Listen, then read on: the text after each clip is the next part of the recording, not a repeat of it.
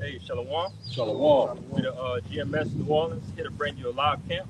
Prior to get started, we want to give infinite honors and prayers to Yahweh, Ba'ashem, Yahushua, Ba'ashem, Kakodash. double honors to the apostles and elders of GMS who taught us his truth. Peace and salutations to the hopeful elect. You Akim, you Akwat, which is your brothers and sisters in the Hebrew that believe. All right, and for this camp lesson that we're about to do, we're going to start off dealing with humbling yourself down. All right, being a humble servant of Yahweh Ba'ashem Yahushua, because we ultimately know,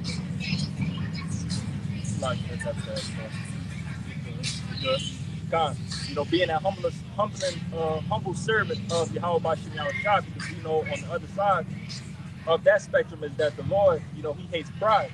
All right, so pride being the opposite of being prideful is the opposite of being humble. All right, and we know that the Lord doesn't deal with pride in any such way, But Baba Kashak kicked me off with that Sirach. That's 3. Yeah, I've been told him to get it. You got it, but not get it. This is the book of Sirach, chapter 3, verse 18. Yes. The greater thou art, the more humble thyself. The greater thy art, humble thyself. All right, and us coming, this wisdom and knowledge that has been given unto us, it's a gift from the Lord ultimately. All right, so in no way, shape, or form, that we boast above our brothers, lord over our brothers in any type of way, with the knowledge that the Lord has given us, because the Lord obviously gave everybody their own portion, to grow how they need to grow. And that's just ultimately, it's not being a good brother at the end of the day. All right. And we know that the Lord didn't have to do this. All right. So knowing that the Lord didn't have to do it and he still did it at the end of the day, that should make you humble yourself down. All right. And you can look through the accounts that of Yahweh Shai when he walked, his whole entire walk in that regeneration was being humble. All right. Washing the disciples' feet. In many other matters that happened. The Lord came through and showed himself to be a perfect brother and humbling himself. And again, he didn't have to do that because that is our Lord. All right? You want to say something? Oh, come on. Bob, hit me with the... That's oh, what I'm about to try. Oh, go ahead. Something back up what you said. Come on. This is back in Sirach, chapter 3, verse 18. The greater thou art, the more humble thyself. And thou shalt find favor before the Lord. Thou shalt find favor before the Lord. All right, we got elders and apostles that's been pushing in this thing for 20, 30 years. All right, and again, they could have took a higher route and not wanted, not even a higher route. It could have been just a completely disrespectful type of way and just kept that knowledge to themselves. But what they've been doing, they've been breaking bread with us, giving us game, showing us the scriptures. Giving us the route that they went through and giving us tips and things, for us to grow. All right. But again, evil man and what Jakes typically do in this world, when they get these type of riches, they keep it to themselves. All right. That next man, they mindset is that next man got to figure out how I figured it out. I did it by myself. You do it by yourself. But that's not the case here. All right. We're brothers and we're building each other up, all, with humbleness, but kicking with that. If I can say real quick, because that's like you said earlier, that's the mindset of Yahweh Shai. He could have kept everything to himself. Right. He could keep the kingdom to himself. Right. But he said, I'm going to share it with y'all. So us coming in that same form, in the same spirit, our minds is towards the same thing that the Lord wants, to share.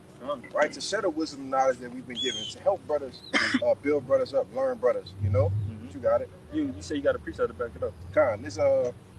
This Philippians chapter 2, verse. You got that, brother? Yeah. Bring it out. Bring it out. Go ahead, bring it out, brother. Get it in the NLT back, Baba Kashak. What's it, Philippians 2 and 5. It says, let this mind be in you, which was also in Hamashiach Yahushua, who being in the form of God, thought it not robbery to be equal with God, but made himself, it's the point, but made himself of no reputation, and took upon him the form of a servant, and was made in the likeness of men. And being found in fashion as a man, he humbled himself and became obedient unto death, even to the death of the cross. And this is what it says in the NLT. It says Philippians 2, And well, you started at 6, you said? 5. 5, so like Philippians 2 and You 5. the point is in 7. I just read, 5 because it said, "Let this mind be in you." Come on. This is Philippians 2 and 7. And Philippians 2 and 7, it says, instead, he gave up his divine privileges. He took the humble position of a slave and was born as a human being when he appeared in a human form. He humbled himself in obedience to Yahweh Shem Yahushua and died a criminal's death on the cross. All right? And again, and brother could get Matthew, I think it's Matthew 26. I just had it. Matthew 26 and 53. Because again, the Lord being on the cross, that gruesome death that he went through, he really didn't have to go through that. We talking about our Lord and Savior, man, who was made identical to our ultimate power, Yahweh. All right, but God, hit me with that Matthew. It's Matthew 26 and 53. It says, "Thinkest thou that I cannot now pray to my Father, and he shall presently give me more than 12 legions of angels? Yes.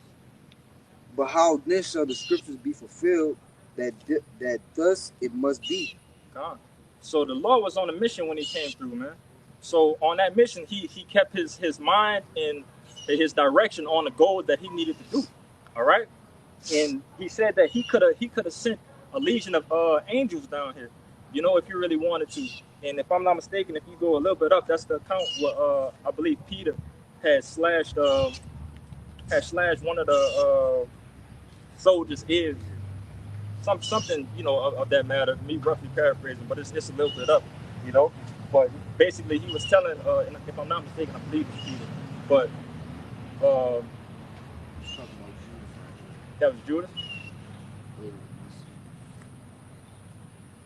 Talking about Judas betraying.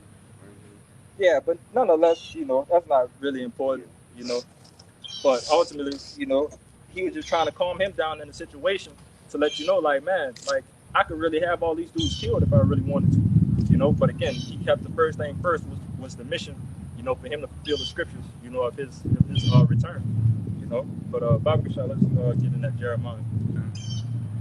This is Jeremiah chapter 9, verse 23.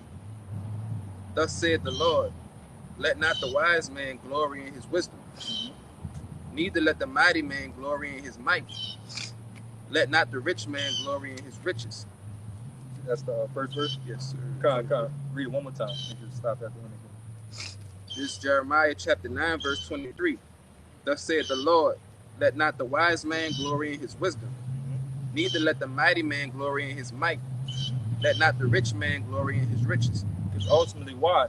Because it's a gift from the Lord anyway. All right? The Lord gives you that wisdom. The Lord gives you that strength. The Lord gives you that money, if that's your lot for you to grow in that way. It's all of the Lord. So you don't take pride in that in any type of way. All right? We keep going. Verse 24. But let him that glorieth glory in this, that the Lord which exercised loving kindness, judgment, and righteousness in the earth, for in these things I delight, said the Lord. Fine. So we glory in the Lord at the end of the day. All right? Because we know that these gifts, could be taken away at any moment. All right? Any moment, all this could be crashing down. The Lord could get rid of you if he wanted to. So while he's giving you these gifts, he's giving you this opportunity to serve him. You give all praises to the Lord. All right? Come. But if you want to boast in anything, again, what was the point of that precept, man? You boast into the Lord, man. All right. But any brothers got precepts? I got water. Come, you can get it real quick. Back up. This is Proverbs. This is Proverbs chapter 18, verse 12.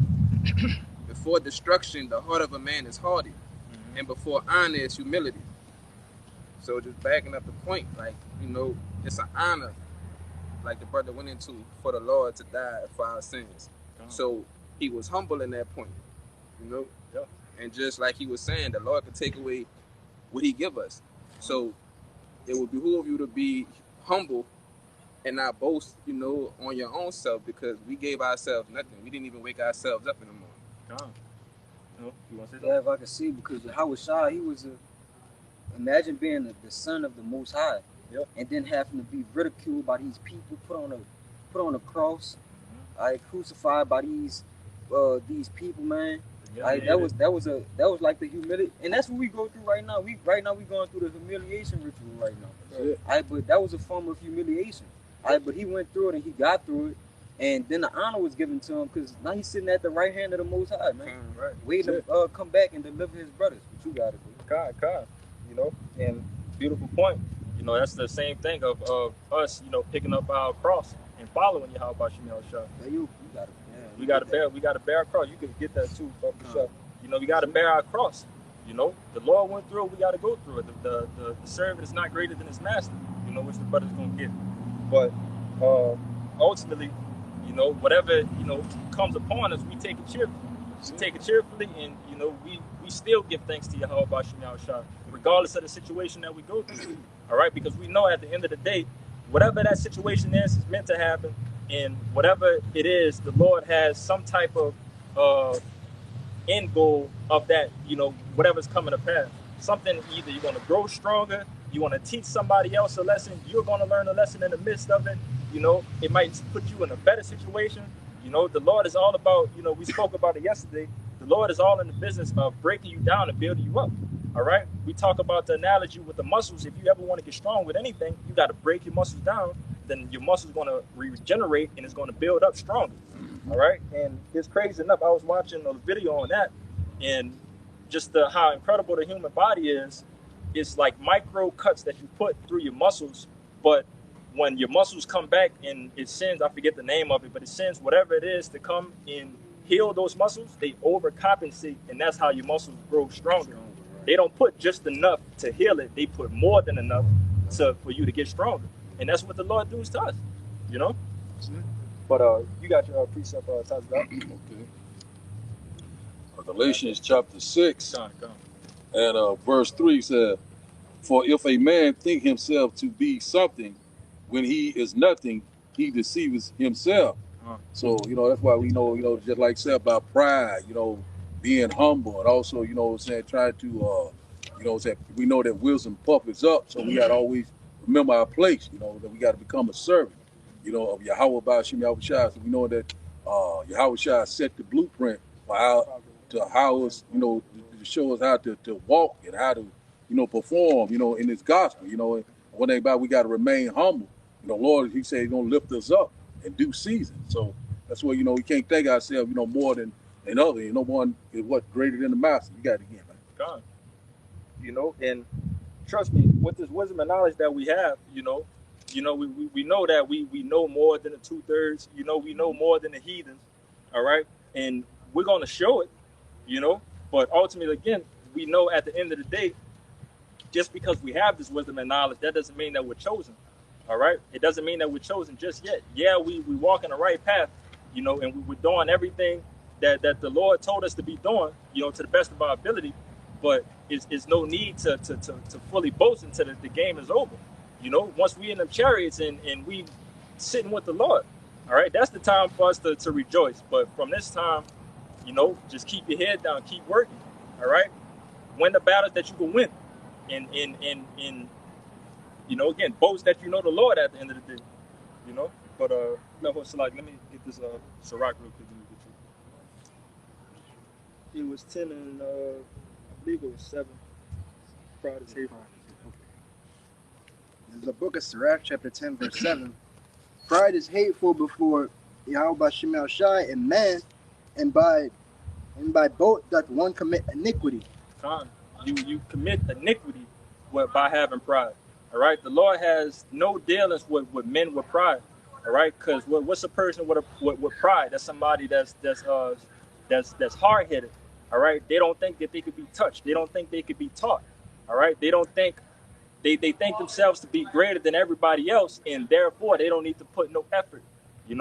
That's why pride is going to be the fall of many of these niggas. That's preaching His word. All right, we got these other camps again, which we don't really get into. in all the bullshit and folly that they do. But some of these things is just noticeable that you just can't ignore. All right, you got people coming down in a Passover riding on a horse, you know, and so on and so forth. All these other things that they put themselves on a pedestal that they really truly don't deserve. All right, the Lord tells us that our righteousness is filthy rags. All right, so if we know that our righteousness is filthy rags, what makes you think that you're supposed to ride in any type of holy event, you know, according to the scriptures, on a horse for you to be higher than everybody else? You know, like you coming through like you the king of Israel. You know, and it just doesn't make sense. All right, that's why the Lord definitely got to put 2/3 of you niggas down. All right, and those 2/3 again, it consists of niggas that don't know what's going on, and niggas that don't give a fuck what's going on, and niggas that know what's going on but they choose to do wrong. You know, and that's why they need to be put down. You know, you want to say something? I was gonna say like the greatest example that we have today is like Esau Edom. He's the proudest man on earth, and the Lord's gonna destroy him and give him a great downfall. And you see how he's going out right now. Yeah, The most proud. yes, the most proud. Okay, you got it, brother. All right, this is James chapter 4, verse 6. But he giveth more grace, wherefore he said, God resisted the proud, but giveth grace unto the humble. And that's just plain and simple. You know, God resisted the proud. So why be proud? Like, you want the Lord to resist you? That don't make sense. Right. And then it says about giving grace to the humble. He giveth grace unto the humble. God. So he giving grace to the humble, you know, and that's what we in right now. We in a grace period right now. All right. So if you're in that grace period and you're trying to prove yourself into the Lord, you know, that's telling you right there that you don't want to have any pride in any type of way, because that's gonna mess up your opportunity. All right. So if you're humbling yourself down, that's how you're able to have the Lord deal with you. That's how you're able to let the Lord come and sup with you. All right. Because again, the Lord is not dealing with niggas at the end of the day. All right. He's dealing with humble men that's willing to put their life on standby just to do His work, to announce, you know, His return, to do His will at the end of the day. You know. But Yeah, if I could say, because it said that he resisted the proud, and it only makes sense because when you become proudful, that's basically like you casting the Lord behind you and saying, I could do this on my own. Like I don't need the Lord. Right. So you resisting the Lord in a way. As opposed to the humble, what a humble says, okay, I'm gonna lean on the Lord, because Yahweh coming back looking for the faithful servants. Right. So I would do this to serve. When you become proudful, you serve your own self. You don't serve the Lord. You got it. I'm gonna make a point real quick. In that next verse, it back the brother up. And in the very next verse, it says, "Submit yourselves therefore to God." So, to be humble is an attribute of submission. Submit. Yeah. Get it on the ETY. So like, make your point again, bro? Oh, now I was just saying, it says, "Submit yourselves therefore to God." So that's an attribute of being humble. You know, being submissive. And who else to submit yourself to but the Father who created you and gives you grace, because that's the only thing that get us by in these times for sure.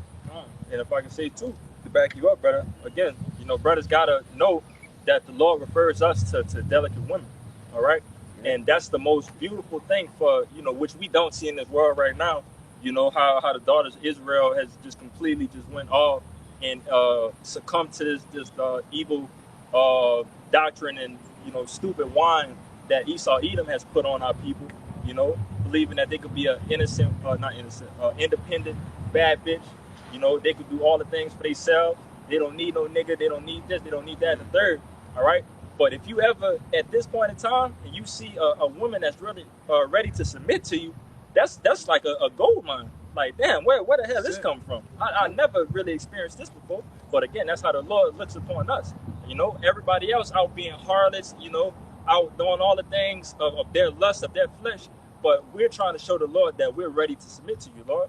You know, we ready for this wedding to start, and for you to come down and come back and return to us, Lord. But get that submit for me, Baba Show. Yeah, I got that word. Yeah, this is the word submit on the online etymology. It says to place oneself under the control of another, right? Yield oneself become submissive, to yield, lower, let down, put under, reduce. Man, that's smoke. You hit that beginning again? Yeah, a couple. Place oneself under the control of another. Place thyself under the control of another. All right, and who are we placing, ourselves under control? Yahweh Bashim Yahushua. All right, everything that we're doing, we just trying to follow and do everything to the best of our ability, to show the Lord, man. That's our whole purpose here, is to show the Lord, do His work, and show that there are humble servants here, when He returns. And brothers, we get that and Matthew too. That's one of my favorites. We always go into with the many stripes, but it go up a little bit more, like 3 or 4 verses. We're gonna talk about that servant that prepared the it was preparing the house. But brothers, about to say something? I got that. We're gonna hit that and then we're gonna come back down. All right. This Proverbs chapter 20, verse 24. Man's goings are of the Lord. How can a man then understand his own way? Yeah, you gotta know that, man, because again, man's going is of the Lord. Everything that we do is the Lord directing our paths. All right. So, and what He do? They got the other one too, that take away pride from man. I think brothers kind of. Yeah, that's I think that's Job. I know what you're talking about. Yeah, Bible shot. Basically to erase the pride from man. That's the purpose of the Lord directing our paths. 30, I think it's 33 or something. Try to get there real quick. Yeah. Back up the point.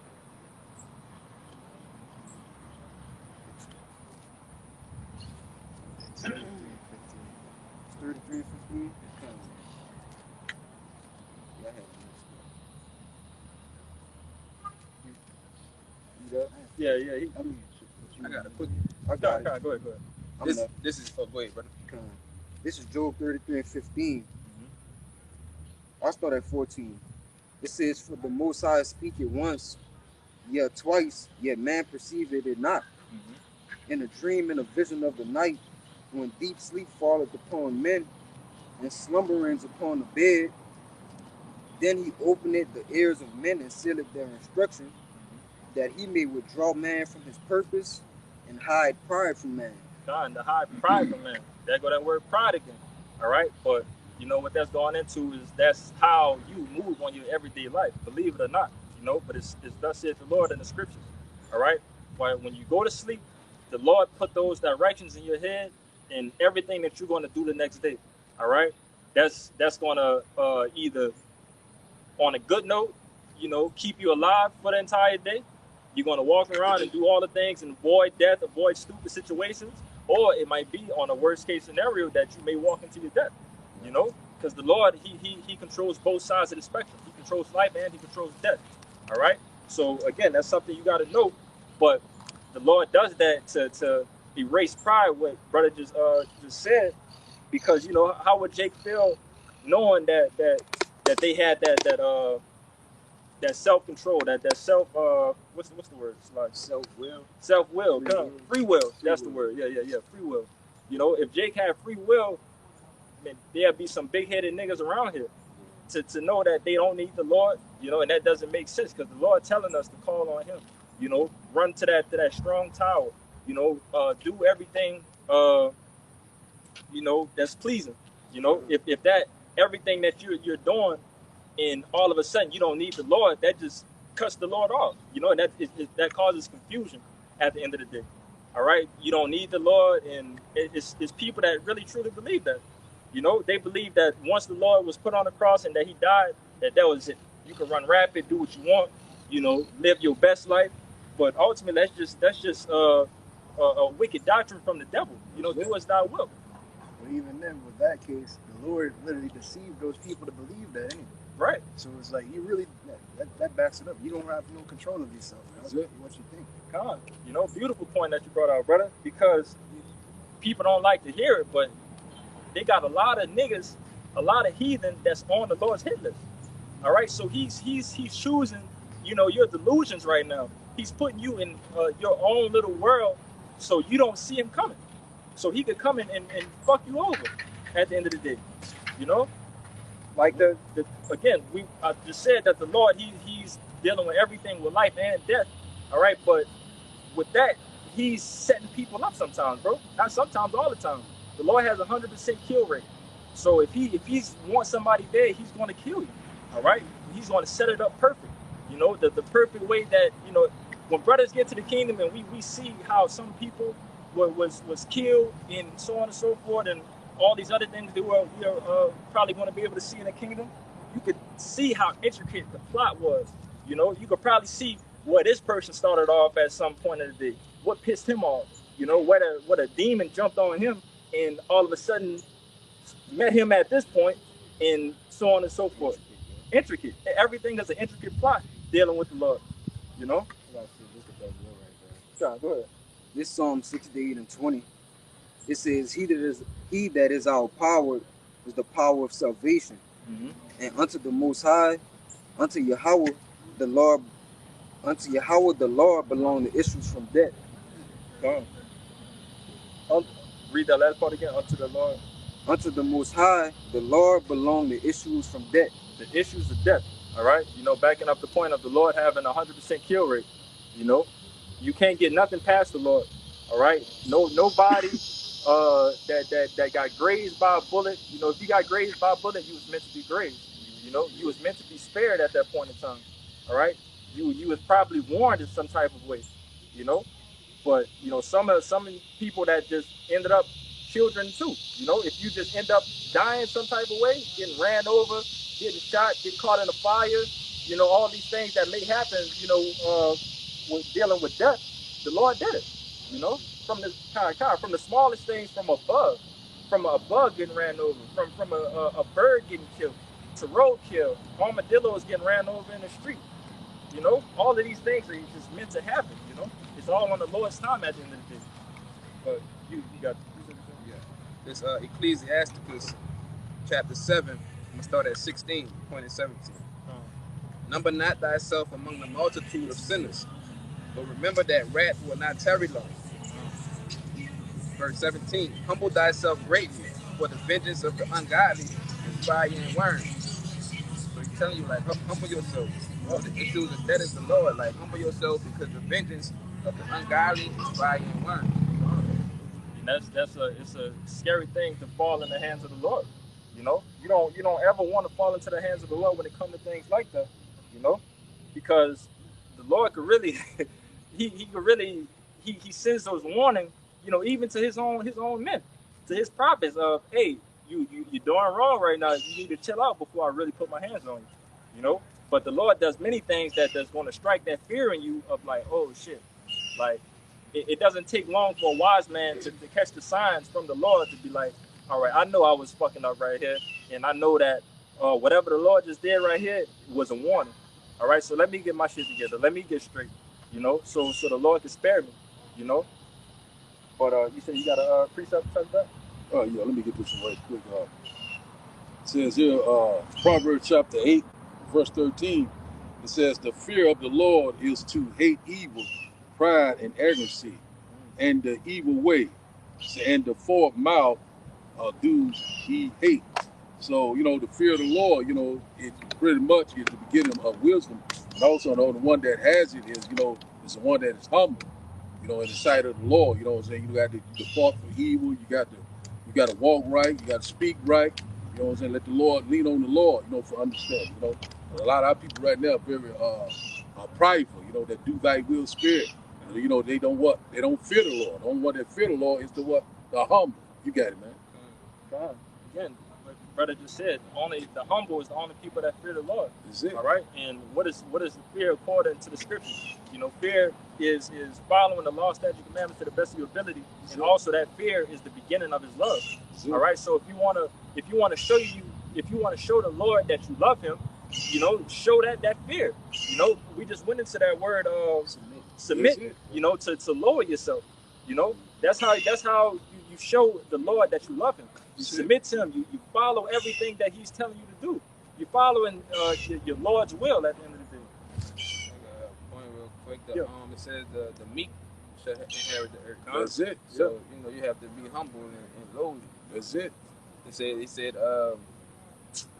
you can't inherit the kingdom unless you be transformed, as children. So children don't have pride. They can't have pride. They know they have people that's over them, parents that provide and protect and provide shelter and all this. And so how much more us to the Lord, Come. And I believe what you talk about, that's the account with Nicodemus. I could get the precept. Yeah. I believe it's with Nicodemus because he didn't understand that parable that the Lord said, you have to Be reborn. It's Matthew chapter 18, verse 3. And said, verily I say unto you, except ye be converted and become as little children, ye shall not enter into the kingdom of heaven. Wait, where you at again? Matthew chapter 18, verse 3. 18 and 3. Yeah. I can go. No, that's it. Read it again, Bob. I can go up 2 more verses. Matthew chapter 18, verse 1. At the same time came the disciples unto Yahushua, saying, who is the greatest in the kingdom of heaven? Mm-hmm. And Yahushua called a little child unto him and set him in the midst of them. Chapter 18, verse 3. And said, verily I say unto you, except ye be converted and become as little children, ye shall not enter into the kingdom of heaven. I'm gonna go down another verse, verse 4. Whosoever therefore shall humble himself as the little child, the same is greatest in the kingdom of heaven. Read one more, read 5. Verse 5. And whoso shall receive one such little child in the name receiveth me. But again, the point was for you to humble yourself down as a little child. All right, because again, you was going into it. The children at that early age, they're obedient. All right, they're obedient because they know nothing else. They don't know how to go off. They at the stage where they don't really know how to lie yet. All of these things, all they know is what to do, and they be willingly wanting to do it. Naturally submissive. Yes, brother. But Pure innocence. Pure innocence. It ain't till they get older and have learned all these wicked things and wicked doctrines and what they see at school, what they see on TV, what they hear on music that start making them go off. Right. Then they start having their mind rebuilt by the things of the world. All right. But if we know that if at the beginning as a child growing up, if his mind was on nothing but the scriptures, he'll be great at the end of the day because that's all he knew. All he knew was the scriptures. All he knew was staying in line. You got it, bro. This is Romans chapter 12, verse 2. And be not conformed to this world, but be ye transformed by the renewing of your minds, that ye may prove what is that good and acceptable and perfect will of God. That's the perfect will of Yahweh Shema Shai, the renewing of your mind. All right, to have everything that you once knew at the beginning that had no benefits to you, for you to mentally dump that shit, get rid of that. All right, and do everything again that's pleasing to the Lord. What it said. The acceptable will in Romans. Yeah. And be not conformed to this world, but be ye transformed by the renewing of your mind, that ye may prove what is that good and acceptable and perfect will of God. Being not conformed to this world, because again, what it says, that the friend of this world is an enmity. Is enemy of God. Is an enemy of Yahweh Shema Shai, or enmity, as well. I believe that's two different precepts. That's two the same thing. Yeah, but it's talking the same thing. And that's what you don't want to be. You don't want to be an enemy of Yahweh by Shem Yahushua. All right, so that'll behoove you to get in line, get on track. To have your mind renewed. Being under wise men that's teaching these words. Humbling yourself down, because again, you can see different accounts, even ourselves, that men that still believe that they know more than the elders and apostles. These men can't teach me nothing. Why would I listen to them? All right, or even in the other situations that it's older men that they can't take younger men having the wisdom, knowledge, and understanding. You too young. Why am I supposed to be learning from you? I'm your elder. But that's not the case, Just because you're older than me, that doesn't mean anything. All right? Spiritually, I'm older than you. I've been in this truth. I've been taught these things from my elders and apostles. I know this word, But some niggas just don't get it, man. God, let me see. You got something? Yeah, go ahead, Banana. Come back down. Just kind of backing up the point, us receiving a word, like we have to. You kind of made a point earlier about renewing our minds and like kind of taking out all the stuff that's in the world. Yeah, brain dumping. Yeah, this kind of backs it up. This is 1 Peter 2:2. As newborn babes desire the sincere milk of the word that ye may grow thereby. Okay. Basically, we got to go and humble ourselves and become as little children unto the Lord. Just have a fresh canvas for the Lord to go and instill His wisdom onto us. Proverbs 16 and 25. But you know that sincere milk, you know that the brother went into. You know that's how you grow in the scriptures. You know that's basically the basics. All right, knowing of the basics. But many people in the world, you know, these Bible scholars and everything, they don't even have the basics. All right, and that's how you grow. You know how you don't have the necessities for you to be able to become a wise man. You know, like you want to get straight to the meat of the matter of things, but you don't want to start, you know, where everybody else starts. You know, that's not humbling yourself. That's a way that's going to get you killed at the end of the day. You know, again with that analogy, you want to go straight with meat, you know, and you just a newborn babe that ain't got no teeth in your mouth. So the first thing, once you eat that whatever meat that they're going to give you, you're going to choke. You're not going to be able to digest anything. You're just immediately going to choke because you're doing something that's above your class, you know, above your line of work at that point in time, you know. So you start from there and then you build up. That's another example of humbling yourself. You want to say something? I was going to say, like, backing it up, like, you can't fast forward through the process. You have to actually, like, let it play out and go through it. That's like with a movie. You can't just fast forward through the movie and expect to know what it's about. Right. You got to go and play it through from the beginning. Yeah. And that's just like with life, bro. Yeah. We can't be a baby and fast forward to being an adult, bro. Right. You got to go through the ages and the stages to get there. Yeah. You know, and we went into that lesson a little while ago, trusting the process. Right. You know, trusting that the Lord is what He's doing for you. You know, He's giving you this milk. You know, He's feeding you bit by bit. You know, from the elders and apostles, which they do. You know, they don't just, whenever we go through our teachings and our learnings from the elders and apostles, they don't just throw something to knock us over the head immediately. You know, they've been building us up through the scriptures that, okay, when we see it, it's like, oh, okay, I can refer to this. I can refer to that. All right, all of these things that's being spoken of, you know, I have a little bit of knowledge of what's going on with it. So it's not going to bust me in my head and it's not going to make me choke when I try to digest it. All right, I've already been practicing with these things, you know. But you said you got a precept? Yeah. This Ecclesiasticus chapter 3. I'm going to start at 17. The point is in 21 though. Mm-hmm. This Ecclesiastes chapter 3, verse 17. My son, go on with thy business in meekness, so shalt thou be beloved of him that is approved. So like, go ahead, read it again. My son, go on with meekness. My son, go on with thy business in meekness. So shalt thou be beloved of him that is approved. God, you know, that meekness, you know, another example of humbling yourself down, another way of submission, you know, like you said, the meek shall inherit the earth, you know. So that's how you read the last part again. So shalt thou be beloved of him that is approved. God, that thou should be loved of him that is approved.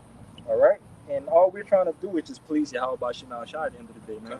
All right, so He's given us a play-by-play, step-by-step booklet of what you need to do to please Him. All right, and that's plain and simple. That's all the scriptures is. Well, it's that along with history and so on and so forth. But it's a manual. It's a Israelite, you so-called Negroes, Latinos, and Native Americans. It's a Israelite manual of how to carry yourself. You know, knowing the history of things and how to please the Lord. That's it. But go ahead. Verse 18, the greater thou art, the more humble thyself, and thou shalt find favor before the Lord. It came out again. Yeah, you just started one up high. Yeah. Verse 19, many are in high place and of renown, but the mysteries are revealed unto the meek. God, the mysteries are revealed unto the meek. All right. Again, I mentioned earlier, that's how you get the Lord to sup with you. Because if the Lord is not supping with a prideful nigga, He's not going to teach you anything. All right, He's not going to sup with you and give you no type of wisdom, knowledge, and understanding. All right, but if you humble yourself down, you meek, and what it says, when he knock on that door and you open up to him in your mind, you know, then he's going to sup with you and give you everything that you need to know. You know, Verse 20. For the power of the Lord is great, and he is honored of the lowly. so like, where you at again? So like, Ecclesiastes chapter 3, verse 20. Let me see real quick. Ecclesiasticus. I want to see it in another version. Read it again. Ecclesiastes chapter 3, verse 20. For the power of the Lord is great, and he is honored of the lowly. God, he is the power of the Lord is great, and he's honored of the lowly. All right, so this is the perfect time to be that lowly. You know, you've never probably heard that ever in your life. To be low, to be humble, you know, to be a good servant, you know, that's the meaning of life right now. All right, not to be, you know, a millionaire, billionaire, you know, or running this and that and the third, you know, generational wealth, starting this business, starting this and that, you know, all of these things that have nothing profitable behind it. All right, but being a servant, being a brother, you know, doing all of these things, this is the best thing that you can ever be doing on this planet Earth right now. You know, until the Lord comes. You know, you got more. Yeah, and this is the last one. Verse 21. Seek not out things that are too hard for thee, neither search the things that are above thy strength. God. Yeah. Seek nothing. Read that. Seek nothing above your strength. Read that again. Ecclesiastes chapter 3, verse 21. Seek not out things that are too hard for thee, neither search the things that are above thy strength. God. You know, you don't, at that point in time, you don't need to know it. All right. So that's plain and simple. You're seeking things that's above your pay grade at the end of the day. All right. Stick to what you're learning. Stick to what you know, and you build in that way. You build and you do everything step by step. You don't just jump, like the brother said. You don't just jump straight to the end of things. You know, because now you don't know what happened all through this. You know, through the prior things that you've probably seen. It's a process. You want to say something?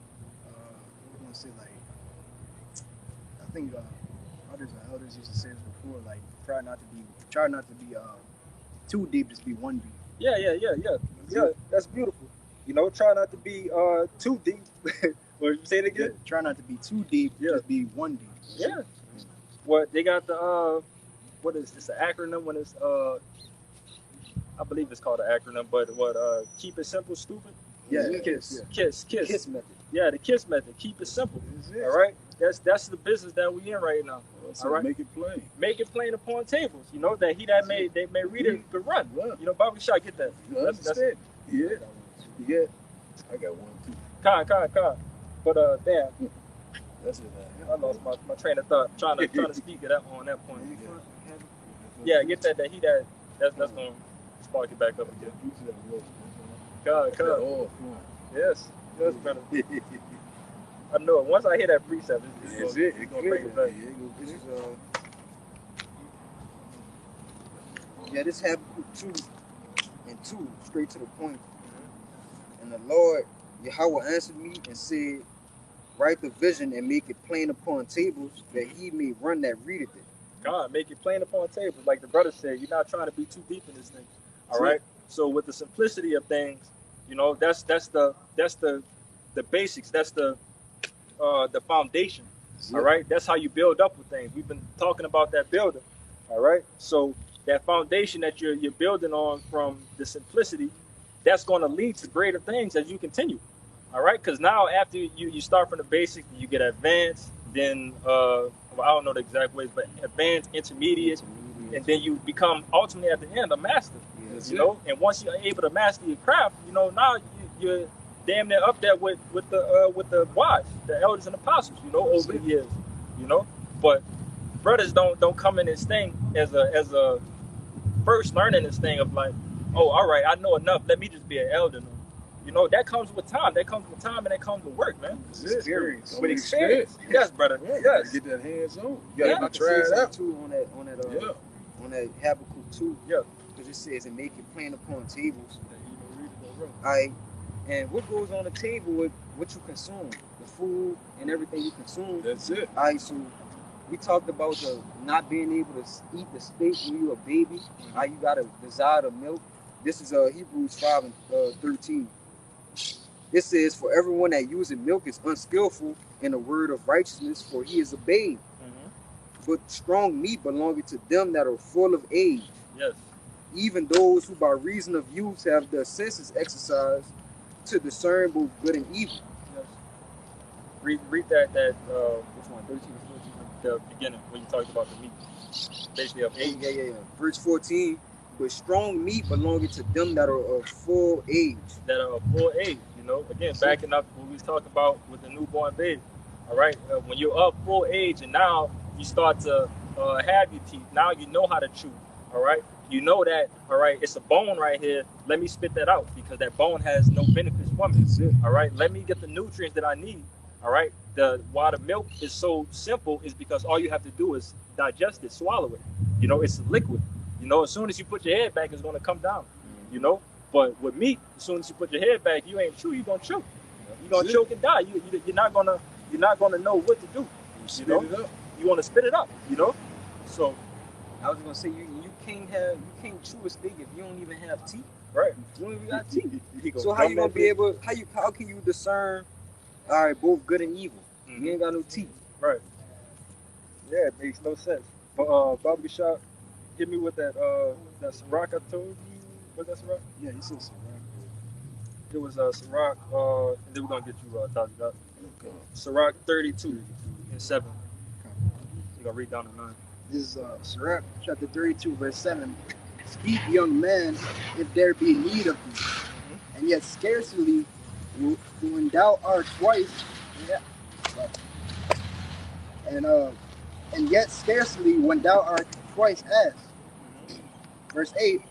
Let thy speech be short, comprehending much in few words. Stop right there. So, comprehending much in few words.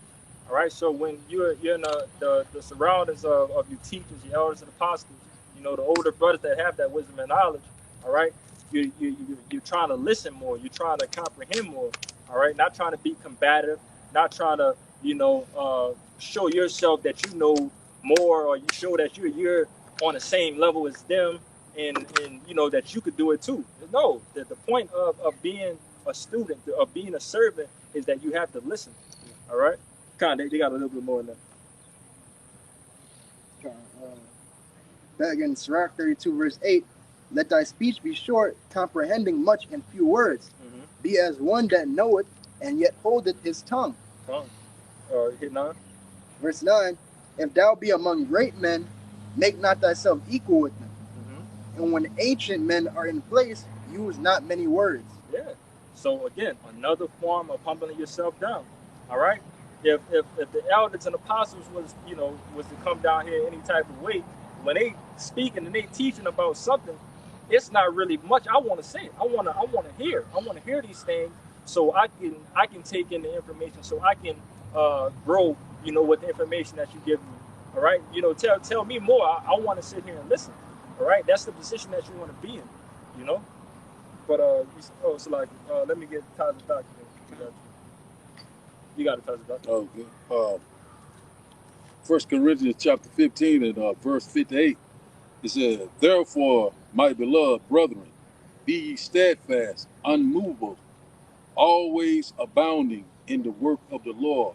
For as so much as ye know that your labor is not in vain in the Lord. So, that's what we got to do. Remain humble, stay, steadfast, constantly endure. Your labor love, this gospel is not in vain.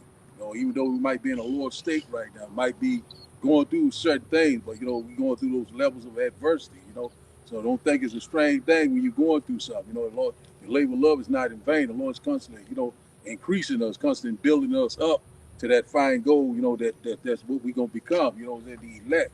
And also, Yasser the Prince of the Power, we're getting close to that, we're getting ready to go through a transformation.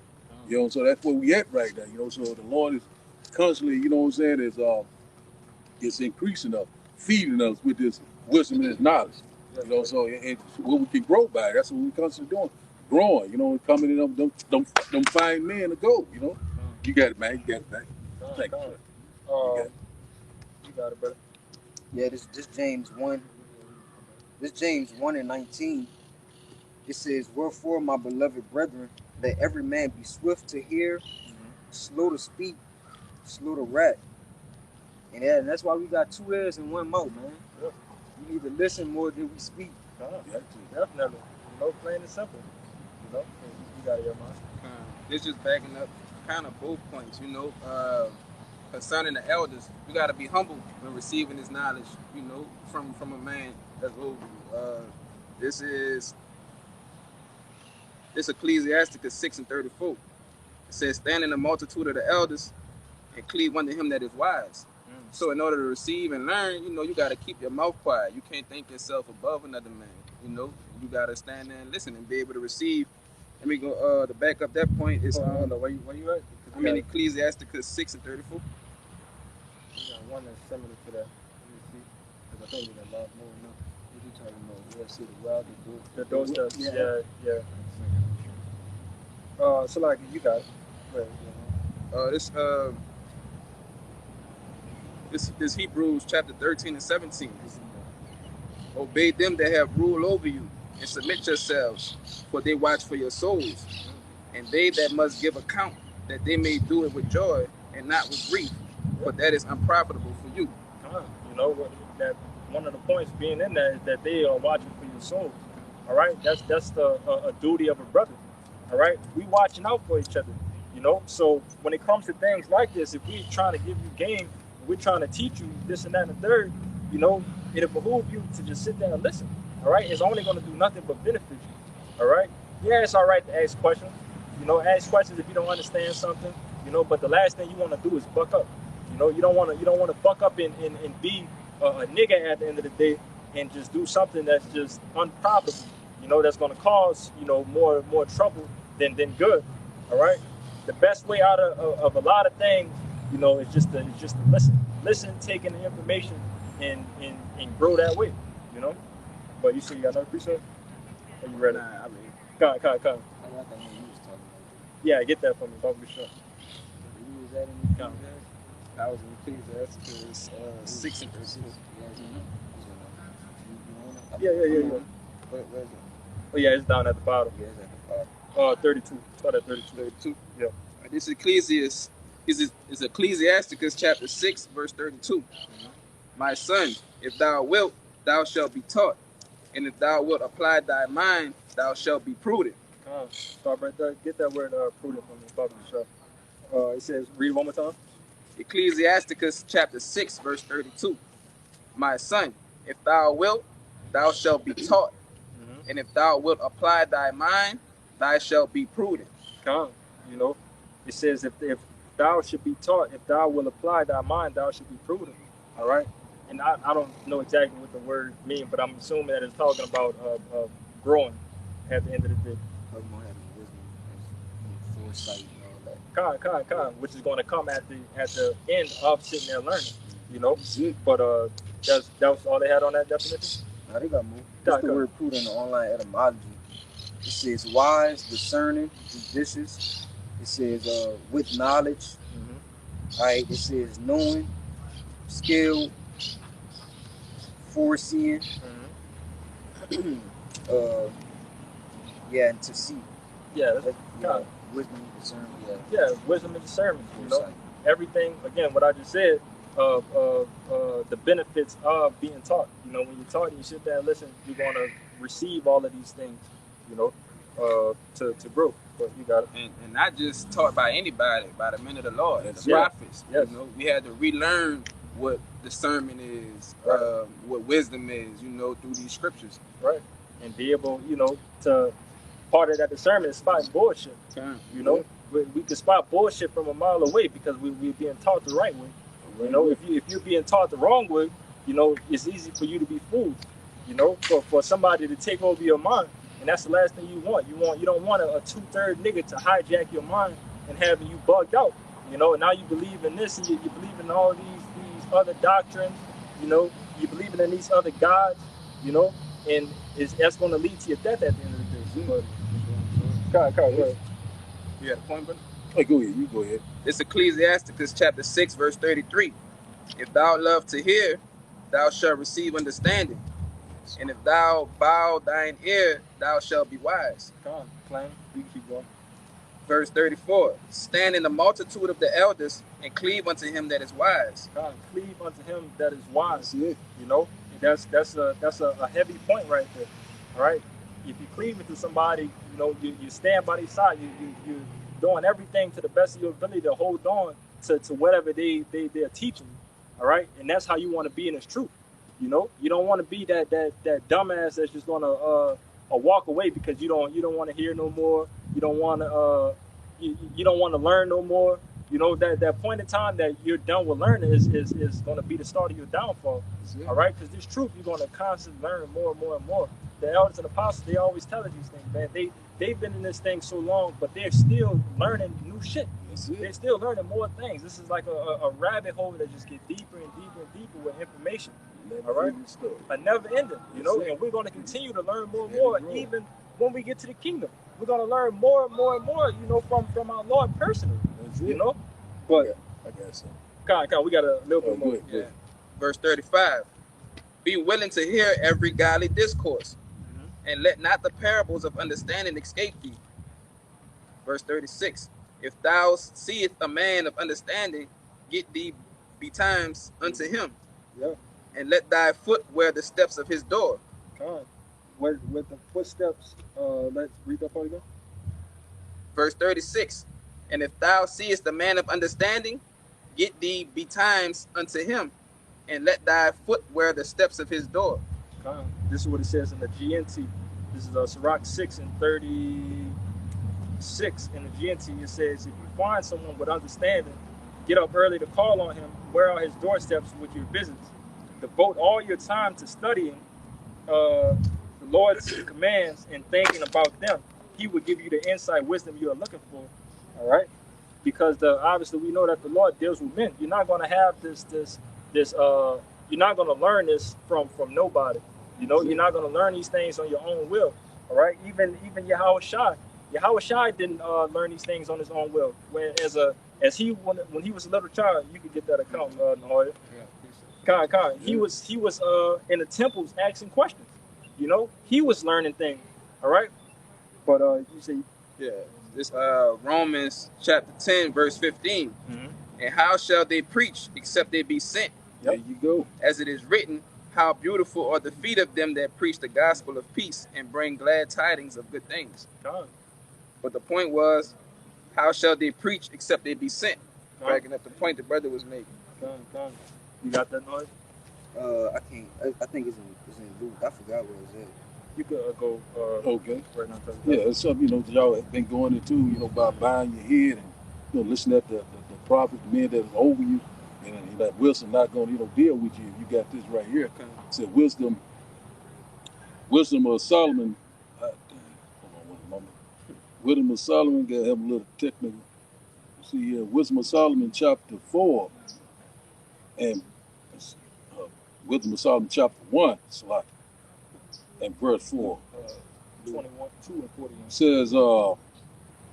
Says Wisdom of Solomon chapter 1 and verse 4 said unto a malicious soul wisdom shall not enter, nor dwell in the body that is subject unto sin. So you coming in some other type of way, trying to get ahead and don't want to bow your head. So I don't need all of that, and I can just do my own thing. And that lone wolf spirit, I'm older than them, they younger than me, you know, because I'm about the oldest guy over here. But see, I already understood that you gotta bow your head when you're coming up on these wise men.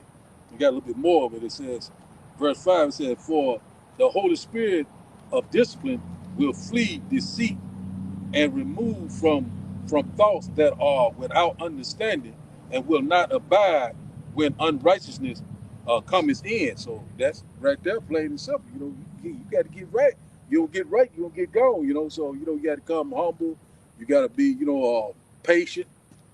You know, and grow. You know, with the sincere milk, and you know, and less words. You know, listen. You know what I'm saying? Soak up this knowledge.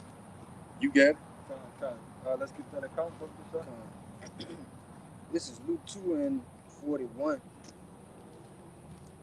I'll read 40. It says, and the child grew and waxed strong in spirit, filled with wisdom, and the grace of the Most High was upon him. Now his parents went to Jerusalem every year at the feast of the Passover, and when he was 12 years old, they went up to Jerusalem after the custom of the feast. And when they had fulfilled the days as they returned, the child Yahushua tarried behind in Jerusalem, and Joseph and his mother knew not of it. But they, supposing him to have been in the company, went a day's journey, and they sought him among their kinsfolk and acquaintance.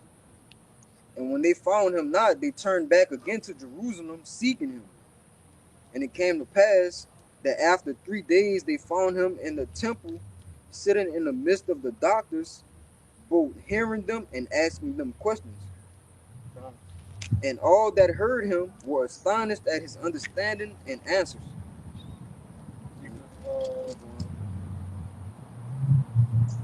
Yeah, read the 49. Verse 48.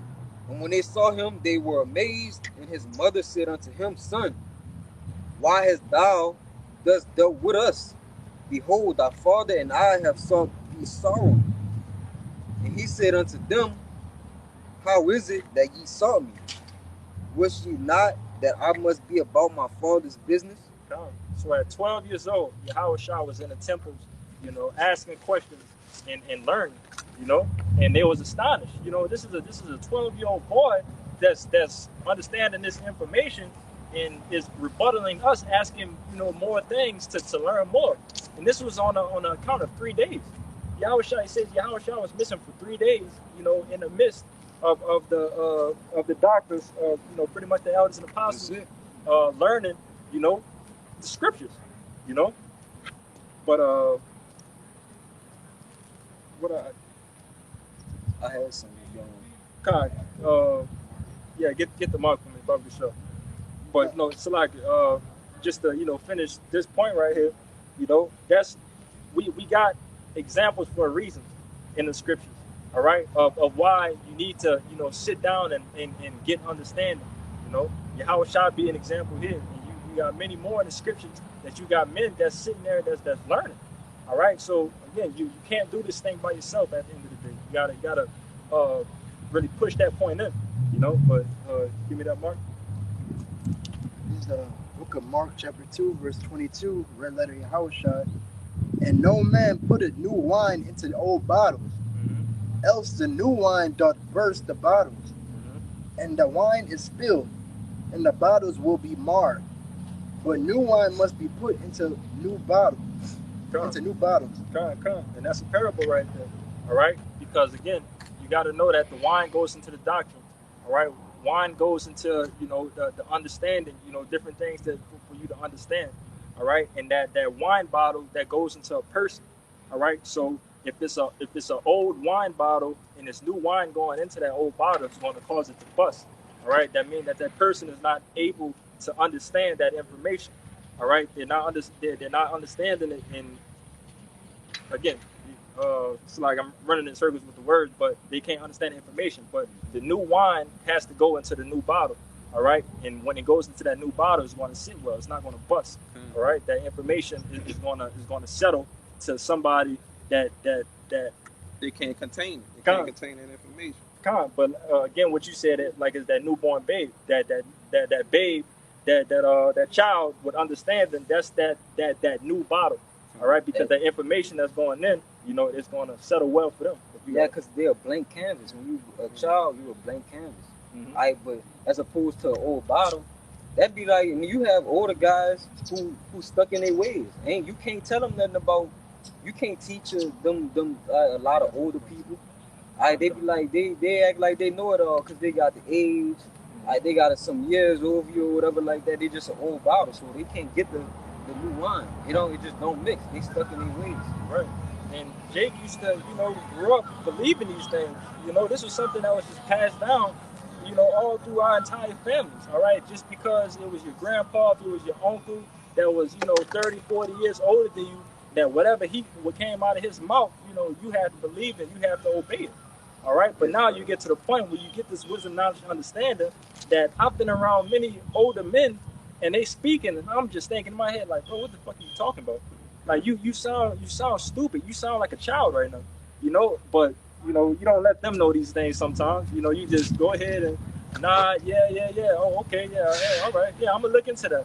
All right, and they got a lot to say, but you know, they don't have the knowledge of the scriptures. This is everything that you need to know. You know, this is everything that you need to know. So if they're not speaking in line or these scriptures, it's bullshit that's coming out of their mouth at the end of the day. And you know, you just gotta be able to have that skill to just cut your ears cut your ears off and just stop listening. You know, hear the words come. Listen to the womp womp womp, and once that womp womp womp stop, just nod your head and be like, oh, okay, yeah, all right. But you, Yes, I got a head buster for you, yeah, brother. he tweaking right now. So like, we gonna get Head the buster, bro. Go ahead. This Job 32:7. I'm gonna start at 7. The point is in 9. It says, I said days should speak and multitude of years should teach wisdom. All right, but there is a spirit in man, and the inspiration of the Almighty giveth them understanding. All right, verse 9. This is the point. Great men are not always wise, neither do the aged understand judgment. Because when in the world, you used to think older men, especially if they had gray hair, Right. you would think they'll just have all this knowledge, they just knew everything and shit like that. You know, but the scriptures say, neither do the aged understand judgment, because they don't have the understanding of the scriptures, or the spirit. Through the spirit, the knowledge, wisdom, understanding of Yahweh Bashim Yahushai. So you can be an old man and still know nothing. Well, they got people who are up in age and don't know how to read. Well, I had great grandmas and all that. You know, they didn't know how to read, bro. So just your age don't make you wise or smart. It's when you, like your brother said, it's when you come into these scriptures, you know, the renewing of your mind and your age starts then, you know. So Malachi 3:16. yeah, so basically, you know, like you start over once you come into the truth, you know. So if you come into the truth and you 50 years old, you a newborn baby at that point, spiritually, you know. But I got a precept too to back up the point the brother was going into. This Hebrews chapter 5 verse 12. For when for the time ye ought to be teachers, ye have need that one teach you again, which be the first principles of the oracles of God, and are become such as have need of milk, and not of strong meat. Verse 13, for everyone that useth milk is unskillful in the word of righteousness, for he is a babe. Verse, it came out again. Yeah, Hebrews 5:13. Hebrews verse 14, for strong meat belongeth to them that are full age, and those who by reason of use have their senses exercised to discern both good and evil. So, you know, just bringing out the point again, like the brother said, he brought it out earlier, but it backs up the precepts he brought out. You know, you gotta start over. But you gotta have your senses exercised. But with the knowledge and wisdom and understanding of the scriptures, because outside of that, you don't know. You don't really know nothing. Right. Get that Malachi from me. We're gonna come back down. This Malachi 3:16. Then they that feared the Lord, Yahweh speak often one to another, and the Lord hearkened and heard it, and a book of remembrance was written before him for them that feared the Lord, and that thought upon his name. You read all of it to him. And they shall be mine, said the Lord of hosts, in that day when I make up my jewels, and I will spare them as a man spared his own son that served him. Then shall ye return and discern between the righteous and the wicked, between him that serveth the Most High and him that serveth him not. All right, and that's that book of remembrance. This book right here, the book of remembrance, you know, that the elders and apostles that they wrote, you know, through the inspiration of Yahweh Bashim Yahushai. All right, but this book alone gives us those spiritual powers to be able to discern what it said at the end. It says, between him that serveth, I'm just reading from the top. Then shall ye return and discern between the righteous and the wicked, between him that serveth the Most High and him that serveth him not. You know, and again, what I just mentioned with the spiritual powers, the Lord has given us, you know, spiritual powers on lower levels, you would say, you know, not like Superman, type things, but the understanding. All right, the understanding that we have in the scriptures sets us apart so far away from a lot of people in this world. All right, and we have the power, obviously given from Yahweh Shemel Shah to use these things to be able to maneuver. All right, to spot bullshit. That's a gift in itself of being able to spot bullshit that's coming out of somebody's mouth. All right, and that comes from the word. All right, that comes from the scriptures. All right, that's why brothers gonna constantly tell you, man, you got to get in this book. You got to get in this book to build yourself up. All right, because the moment, again, if you're not building yourself up, you're going to be fooled, man. You're going to be fooled of what's going on around this world, and you're going to be taken by this world. And once you're taken by this world, it's over. All right. So again, we're calling in for the elect. First and foremost, we're trying to seal that number. All right, but that's who this for. The 2/3 of our people, they're not gonna listen to it. All right, and it's damn sure not for the heathen. All right, but we know, we're trying to bring everything back in, man, to get out of here. Give the word out to who needs it right now, so the Lord can seal it and again make His return and come back and destroy this bitch. But you got to touch it up. No, it's all right. Go ahead. It'll pass. Come. Yeah, go ahead. You got one? Yeah, I have one. I can still bring it up. Come. Bring it up. Go over the spirit, brother.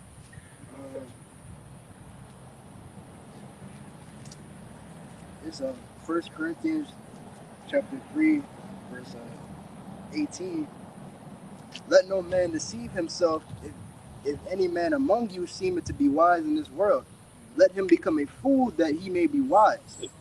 Verse 19. For the wisdom of this world is foolishness with Yahweh Bashem Yahushai.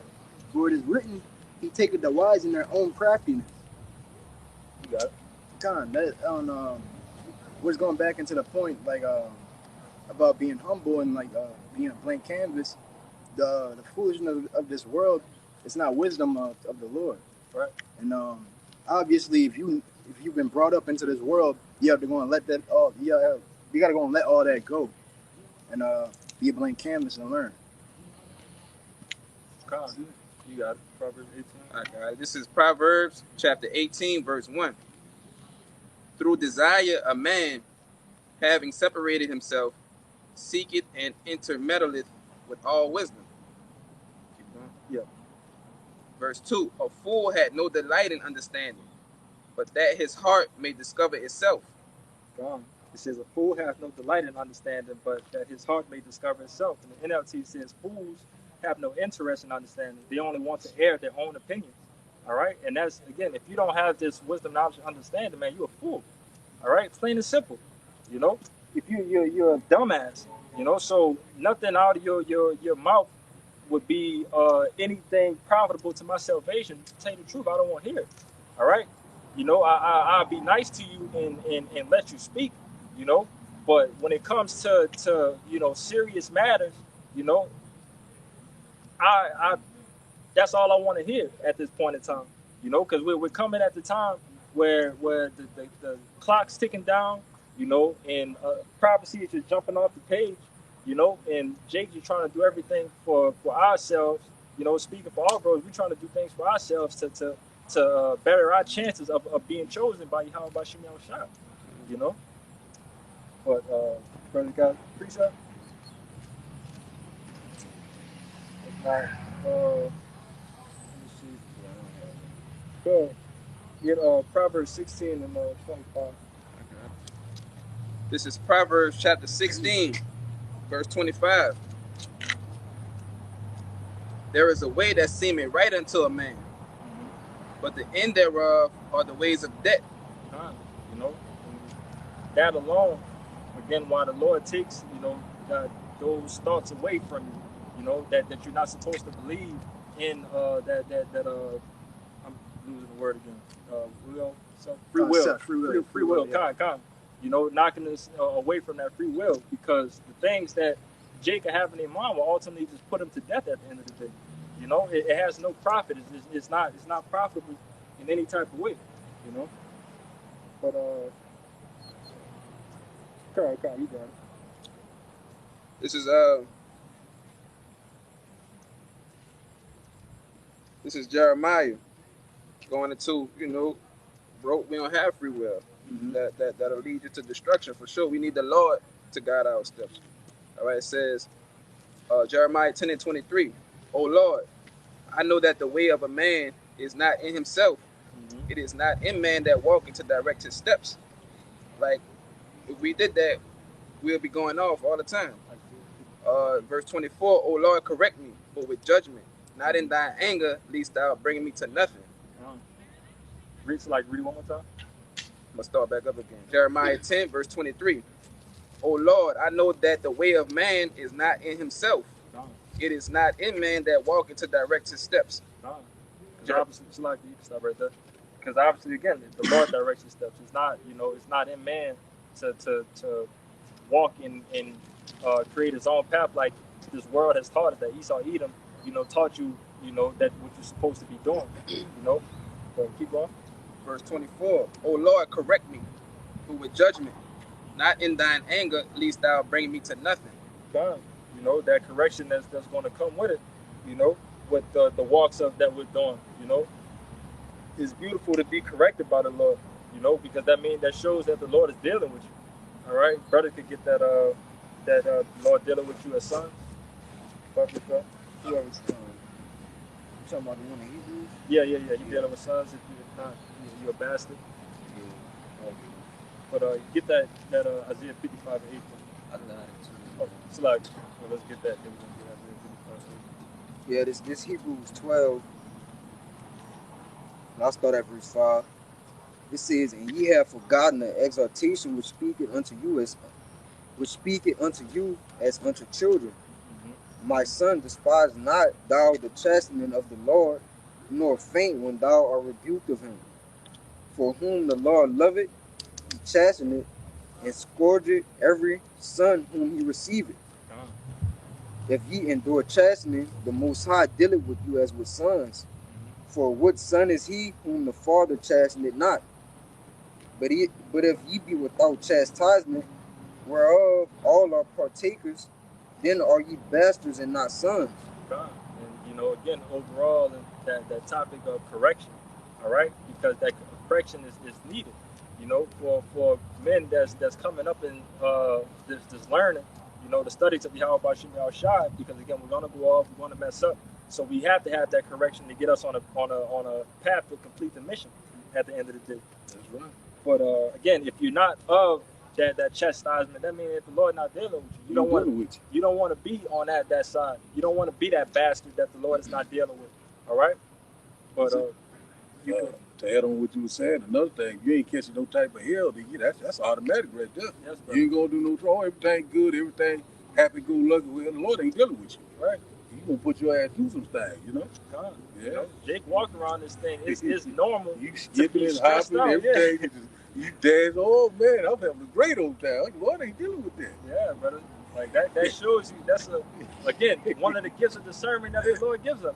If we see somebody that they make life seem like it's all great and it's all beautiful, it's all roses and daisies, we know that the Lord not dealing with you because we going through hell over here. Catching hell, man. Yes, brother, we going through hell with family members on the job, JK, women, whatever it may be, funds in their pocket, they constantly getting up to this level just for all your money to be taken away and just constantly fighting to rebuild, all of these things, man. This is not your rest. Again, this is not our rest, But again, we take all this proudly, we take all this to the chin, because we know that the Lord is dealing with us. That's the end all be all. By us going through all of this, that's the thing on the brighter side note, that the Lord is dealing.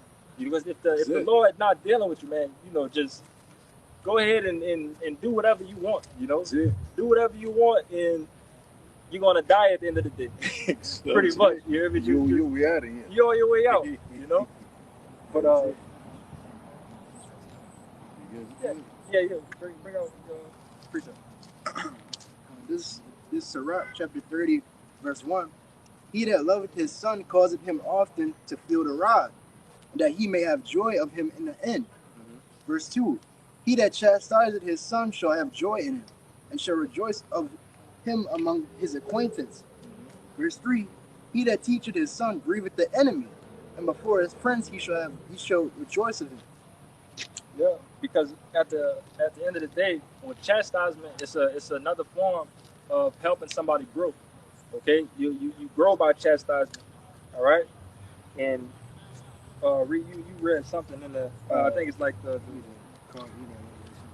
yeah he that loveth. I'm gonna just read it back. Sirach 30:1, he that loveth his son causeth him often to feel the rod, that he may have joy of him in the end. Yeah. You know, and you can see like in the worldly form of Jake that's best friends with a child, you know, and they're not teaching them anything, they're not chastising anything that they do, you know, they just both just do wicked things together. Yeah, they're rebellious, but they got men that I know that grew up in this world, you know, treating their child like they nigga. That's they best friends. So I'm gonna do some stupid shit, you gonna do some stupid shit with me. That's not love. That's not love. God, the blind leading the blind. That's not love. All right, a real father that loves you is gonna correct you when you're doing something wrong. You know, again, for you to better yourself, for you to walk the right path. You know. But God, you got it. All right, this is Job chapter 5, verse 17. Behold, happy is the man whom God corrected. Therefore, despise not thou the chastening of the Almighty. Despise not that read that word again. Despise not the chastening of the Almighty. The chastening of the Almighty. All right, because again, it's you don't want to stop anything that's going to benefit you at the end of the day. All right, if it's unbeneficial for you, you know, yeah, disregard it, kick it away, keep it away from you. All right, but if it's something for your benefit, for you to grow, you know, and for you to help others grow, you know, and to make your steps closer to the Lord, you know, keep it coming. All right, that's all chastisement is. And brothers, you know, it's hard for you to say that yeah, brother, I love chastisement. I love getting my ass whooped by the Lord because it hurt, you know. But you know that whatever how it's happening, when it's happening, it's supposed to happen, you know. But it's not that bad, bro, because I know a lot of people, like, in the world, like, if you got your butt whooped by your mama, as a grown man now, a lot of men be like, man, I'm glad my mama did what she did, you know, as far as correcting me, because you see the difference in you and your peers that didn't go through that. Right. They did, they in jail, you know, and you, upstanding, you know, young man, you strong, you making your way, you have a way about yourself and an insight and a discernment because of that, you know. God. Yeah. That's how. No, go ahead. You said that's I how. was about to say that's how it is in the truth, though. Yeah, but that's my point. It's twice it's way more different because on a larger scale, because now you have the knowledge, wisdom, and understanding of Yahweh Hashem Yahushua. So when you go through something, you be like, damn, the Lord got me in a pickle right here. It's just, you know, you're in an uncomfortable position. All right, but then when you get over it, you'll be like, man, damn, I done learned so much just from going through that. All right, this was a whole lesson learned. Yep. All right, that's why we gotta love to be corrected, bro, because that's the Lord's way of showing that He care about us and He love us. Because if somebody don't listen, bro, I don't give a damn about no nigga. I ain't telling no nigga nothing. Right. But my brother, all right, I'm gonna rebuke you, I'm gonna correct you, all right, because I care about your well-being. Right. And that's just like what the Lord chastising and correcting us. If I can say this before you get that precept, you know, that's that like that stupid, you know, growing up now and seeing how stupid that saying is that I'm right with you, right or wrong. No, you know, no. If you wrong, I want no dealings with that. But if you wrong, you need to get right. You know, that rebuke it. But again, backing up what the brother just said, you know, Jacob get into that mindset of just doing wickedness with a brother and not rebuking. All right. Even on a brotherly level, you have to do that. You have to correct your brother. That's love. That's love. Yeah, you love him, yeah. If you love him, you're going to rebuke him and tell him. If you spare that rod, then that means that you hate him. God. No discipline. That you hate the man. You can damn what he do. God. But again, that's what we just talking about with the Lord. Yeah. The Lord is showing you these things. That means that the Lord is showing you that He loves you. Yeah. You know, I could just cast you off and let you be around with these niggas. All right. What your parents used to say if they catch you outside doing something stupid, they come and yank you up. They come and get you and bring you in the house and whoop your ass. And you probably thinking at that time, man, they all doing it. I'm not the only one, but no, you my child. Right. You my child. I love you, and I'm about to correct you. You know, but you got the precept, bro. This Ecclesiasticus, Ecclesiasticus chapter 2, verse 5. For gold is tried in the fire, and acceptable men in the furnace of adversity. Verse 6. Believe in him, and he will help thee order thy way aright, and trust in him. Read the gold in the furnace. Ecclesiasticus chapter 2, verse 5. For gold is tried in the fire, and acceptable men in the furnace of adversity. You know, and acceptable men in the furnace of adversity.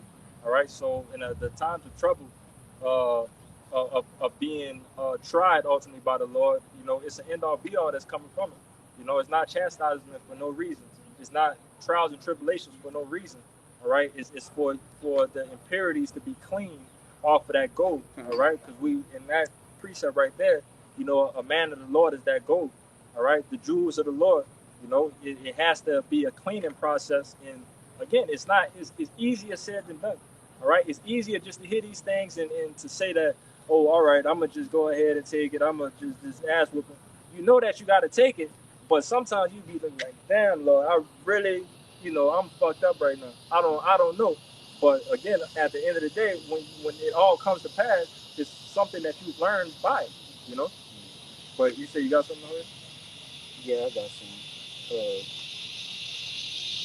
This is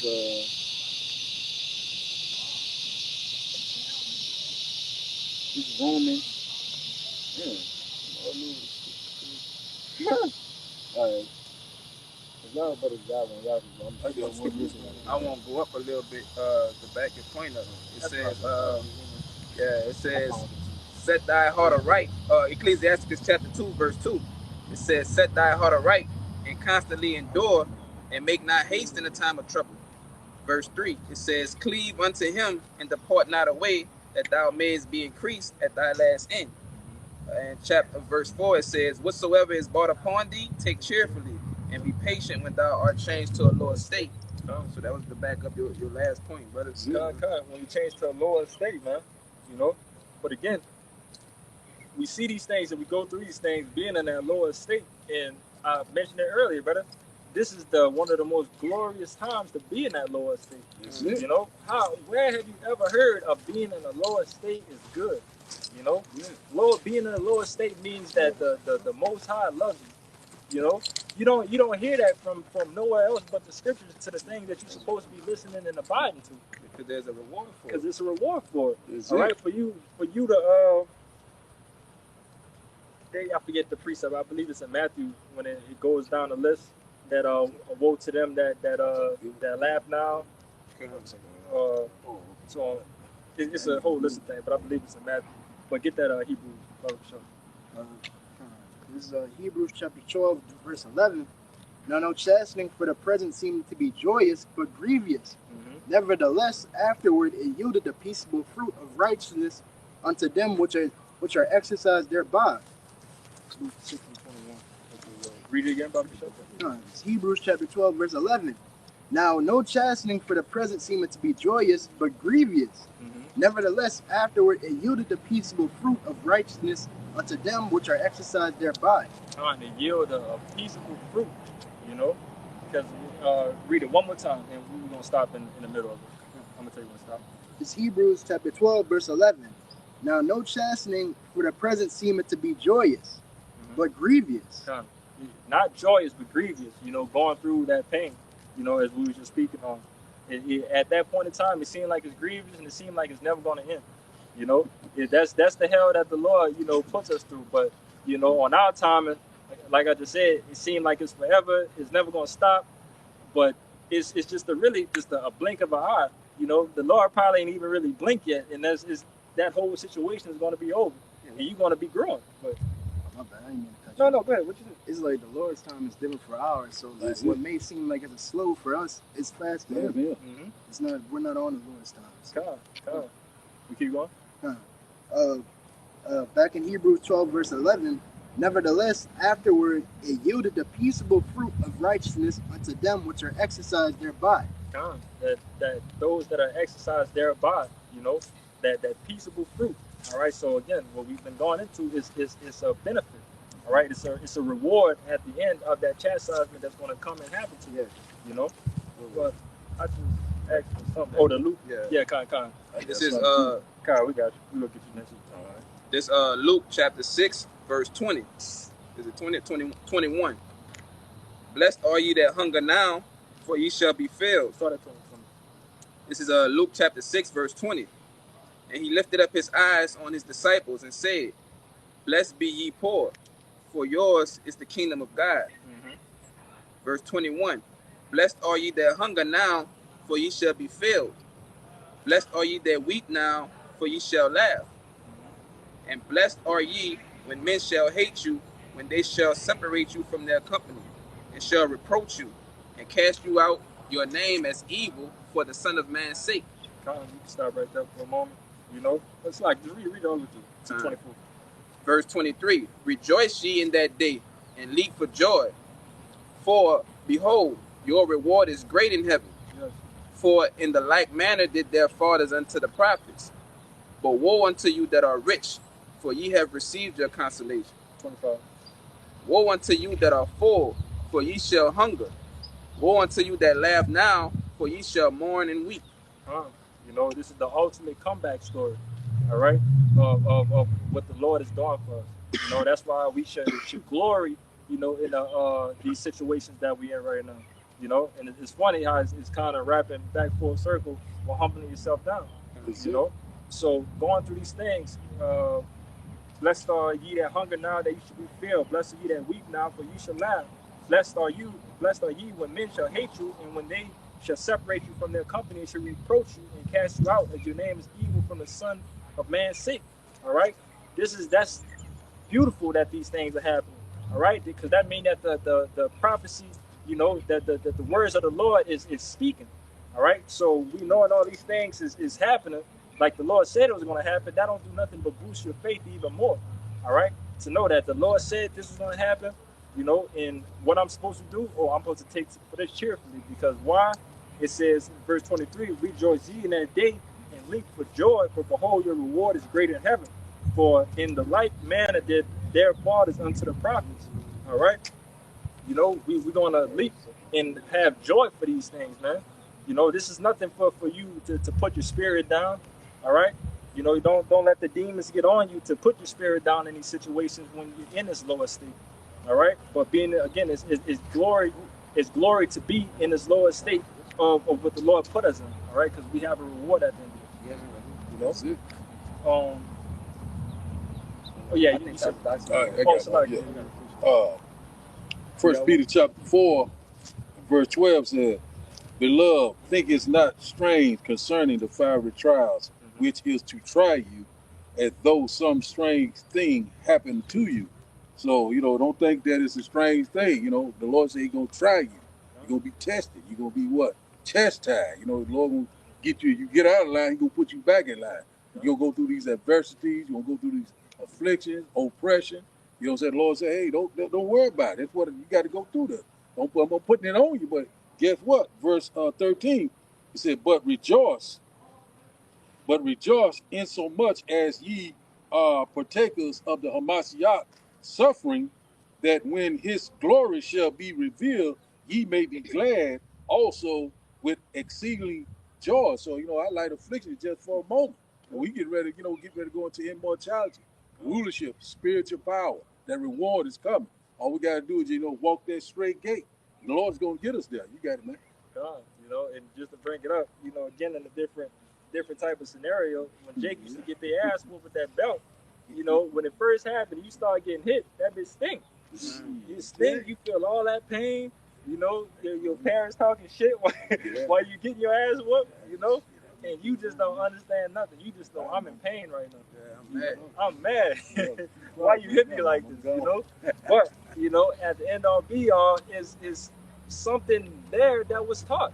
You know, that's all the Lord do. He's gonna fuck you up in some type of situation, but then show you that, hey, this is for a reason. That's it. I taught you this. Now you've been an example for another brother to see these things, and also something for yourself. You know, but you said something, I'm gonna let it go. No, you're with. I got another point. Good. Yeah. Read that real quick for me. Before talking. All right. Bring out the word try. It's a small word, but it's heavy. Okay. 1 Peter chapter 4, verse 12 said, Beloved, think it's not strange concerning the fiery trial, which is to try. Which is to try you, right? To try you. Right. So it says, think it not strange concerning the fiery trial, which is to try you. That's it. All right. Now let's see what this word try say. It's Strong's G3986 Parosmos. All right. It says an experiment, an attempt of proving, a trial made of you by my bodily condition, since condition served as the test, the love, the trial of man's fidelity. You know what fidelity is? The trial of your faith, right? That's it. So thinking not strange, this is and it covers everything that the Lord gonna try us with, man. Right. Right? Your fidelity, your integrity, virtue, constancy. This is all under the word try, brother. It says the trial of a man's enticement to sin, temptation, whether arising from the desires or from the outward circumstances. Second definition, an eternal temptation to sin. Internal, like within your IN. The internal temptation to sin, of the temptation by which the devil sought to divert Yahushua, the Hamashiach, from his divine errand. You see? So that's the Lord trying us using Satan. Like, brother, it covers everything. It says of the condition of things, or a mental state, right? Our minds, our heads being fucked up, you know? Jake go through mental issues, you know? And it's true, brother. Like, let's be real. It's a Brain battle, you know? Keep things straight. Yeah. Yeah. It's a battle, man. Battle. You know? It says also, by which we are enticed to sin, or to a lapse from the faith and holiness. You know, doubt. You see? It says adversity, affliction, or trouble, sent by the Most High, and serving to test or to prove one's character, faith, and holiness. Come on, brother. You got it out. That's it. I got a quick precept just Boy, to show you the other side of that. This Yeah. the reward for enduring all of that. Yes, brother. It's James 1:12. Blessed is the man that endureth temptation, for when he is tried, he shall receive the crown of life, which the Lord had promised to them that love him. There you go. Yeah. He promised to you that read it one more time. You bring it up. You gonna bring it up? Go ahead. It's James 1:12. Blessed is the man that endureth temptation, for when he is tried, he shall receive the crown of life. You know, it's not for nothing, you know, and that's the way that you always got to look at it, man. Because that moment that you get in that war's me spirit and think that you're the only person that's getting hell right now, you know, that's Satan getting the upper hand on you and pretty much just kicking your ass, you know. They got to fight back at some point in time, you know, and that's the way that you fight back, of having that faith until you how about Yahushua. Knowing that what it just said there, it's a reward, it's a crown, you know, after all of this is over with, you know. It's just like that ultimate test and try is when you go to Revelation chapter 3, verse 10, I just thought about is that, you know what I'm saying, the outward temptation, that testing. The Lord said he would try the entire world. So that's the ultimate test right there. Yeah, that's why it's better for us to go through our to be tried now than to be tried later, man. Yeah. You know, because the Lord is proving us not. And ultimately to the point to where we know, right, the Lord gonna have a spirit on us to not take the MOTV. You see? So when the world gets tried and they ain't been chastised yet, what they gonna do? Go forward. Yeah. That's why the brother said, blessed is the man that endures the temptation. You know, you got it, bro. All that line is up to his prayer. I got one, brother. Hold on, that Matthew 4 and 7. An example of so like let's get that. Then we're gonna do our precept. Matthew 7 and it's like 4 and 7. So like this is again another example, because brother's not just speaking on these things of being tempted.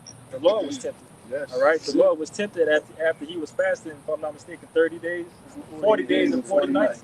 God, the Lord was fasting for 40 days and 40 nights, and Satan came to tempt him, when he was weak, you know. But let's get to it. Full in. You're gonna read from 7 to 10. This is Matthew chapter 11. You're gonna full 4 to 11. 7 to 11. 7 to 11. Come. This is Matthew chapter 4, verse 7. Yahushua said unto him, red letter, it is written again, thou shalt not tempt the Lord thy power. Verse 8.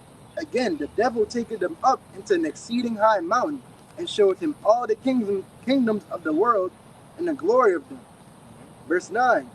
And saith unto him, all these things will I give thee, if thou wilt fall down and worship me. Verse 10. Red letters again. Then saith Yahushua unto him, get thee hence, Satan, for it is written, thou shalt worship the Lord thy power, and him only shalt thou serve. Hit 11. Verse 11. Then the devil leaveth him, and behold, angels came and ministered unto him.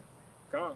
All right, but the point was, you know, Satan, you know, had Yahushua up there on the mountain showing him all of the kingdoms and all these things, you know, if you was just to basically fall away from the Lord, you know, fall away from the things that you believe, all right? So he's being tempted at this point in time because obviously, you know, you got to put yourself in that position. Satan probably ain't just show him, you know, just some bullshit. He probably showed him some enticing ass shit that Yahushua probably looked at it and was like, man, this look good. This look real good, but he stood on his morals. He had his integrity of what he was going to do. And brothers can get that Job too, you know, his account, you know, of him being tested. All right, because again, we have these epistles and accounts in the scriptures for us to be able to lean upon, you know, for us to refer to and look and say, okay, we got right here. Yahushua of all people was tempted by Satan, and he stood his ground. He said that he was going to serve the Lord. You know, I don't want these things, because ultimately Yahushua knew that the end all be all, if he stood his ground, what glory was going to come behind him. You know, the Lord Yahushua, he set the standard, you know, the way to walk in any different situation. The Lord already has done it. The Lord said, I have overcome, ye also shall overcome. So, you know, that's all we got to do, follow the blueprint. Yeah, follow the blueprint. Whoever believe the report.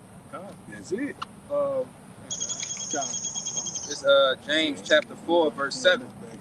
Submit yourselves therefore to God, resist the devil, and he will flee from you. One more time. It's James chapter 4, verse 7. Submit yourselves therefore to God, resist the devil, and he will flee from you. Resist the devil, and he will flee from you. All right, and what it said at the beginning? It says, submit yourselves therefore to God. There go that word submit again. It's funny how this thing is just coming full circle. It's coming full circle. If I read down a little more, it's gonna come all the way full circle. Yeah. It says, verse 8, draw nigh to God, and he will draw nigh to you. Cleanse your hands, ye sinners, and purify your hearts, ye double-minded. Yep. Verse 9, be afflicted and mourn and weep. Let your laughter be turned to mourning, and your joy to heaviness. Humble yourselves in the sight of the Lord, and he shall lift you up. Humble yourself in the sight of the Lord, and he shall lift you up. You know, but hit that first point again. I got a little bit more to get off. James 4, chapter 4, verse 7. Submit yourselves therefore to God, resist the devil, and he will flee from you. God, submit yourself. So again, we just got right here with the account of Yahushua. Yahushua literally told Satan, get thee hence, Satan, for it is written, thou shalt worship the Lord thy power, and him only shalt thou serve. All right? So, and it said right after that, again, the devil take it to like, then the devil leaveth him, and behold, angels came and ministered unto him. The devil fled. After Yahushua sat there and resisted the temptation from Satan, the devil fled, you know? But you got the Job. I'm right here. You said you had a precept, huh? Yeah, I had First Peter 6. You could get it. All right, this is First Peter 6. No, this is First Peter 1 and 6. Yeah, sitting on back and forth in the bet that they made. This is First Peter 1 and 6, and it says, wherein ye greatly rejoice, though now for a season, if need be, you are heavy through manifold temptation, that trial of your faith, being much precious than gold that perisheth, though it be tried with fire, might be found unto praise and honor and glory at the appearing of Yahushua Mashiach. Read back that point, the trial of your faith. That's why I mean, 1 Peter 1:6, and it says, "Wherein greatly rejoice, though now for a season, if need be, ye are in heavy through manifold temptations, that the trial of your faith being much more precious than gold that perishes, though it be tried with fire, might be found unto praise and honor and glory at the appearing of Yahushua Mashiach." And there go with that pride of fire again. All right, we brought it out with that Sirach, with that two with the gold being tried in the furnace. All right, because again, that fire, that spiritual fire that the Lord is doing, He's getting those impurities off. But it says,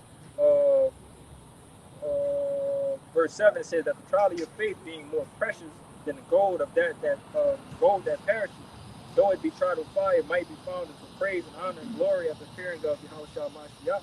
All right, but the trial of our faith, man, is beautiful for us to even be a part of it. All right, that's the mindset. It's a positive mindset that you could take of all these things. All right, you could sit there and again have that towards me spirit of like, oh, my faith is on trial. What am I going to do? How I'm going to handle this? How I'm going to operate when things are going south? You know, why do I got to do this? Or you're going to be on that trial of your faith and be like, all right, let's go. Let's do it. Whatever it is, I'm gonna take cheerfully. I'm gonna take it on the chin, and I'm gonna keep on moving. The whole goal of this thing is to keep on moving. All right. Brother could get that. We fall it 7 times. Just man. Yeah. Come on. Let's get that real quick. Yeah, you got it. Back you up real quick. I got another one. Yeah. You made me think of this. This Job 38:3. It says, "Gird up now thy loins like a man, for I will demand of thee, and answer thou me." Gird up your loins like a man. Get that saying. That I looked up the definition of it. It's got a little meat of that saying, gird up your loins. But that's something that the Lord. No, just the yeah. They had I wasn't expecting like the actual definition of what they say about gird up your loins. I brought that out to show, like, you can't be in that woe is me spirit. Like, no, the angel came to Job and said, man, gird up your fucking loins, man. And that's why you brought it out. You brought it out already with Job? Oh, no, the account. Yeah, when Satan went after Job, and he took everything Job had. And the angel came and told him, man, gird up your fucking loins, man. Right, yeah. That's tough. That's tough to have all of these, you going through all of these things. Yes, brother. All of these things going on, man, taking away his what they call it, his animals, his cattle, took away his cattle, Everything. Killed his kids. He killed all the children. Yeah, come on, brother. That was his riches. Yeah. Because it's like we gonna get to that because I got a lot of points I can make in that joke. But you got definition. Yeah, the definition of the. It said gird. This what you got right here? Yep. It said the meaning of gird your loins, to prepare oneself for something difficult or challenging. Yes. Prepare yourself for something that's difficult or challenging. All right, which is the trial of our faith. All right, so the trial of our faith right there, you have to gird your loins to be able to walk this path.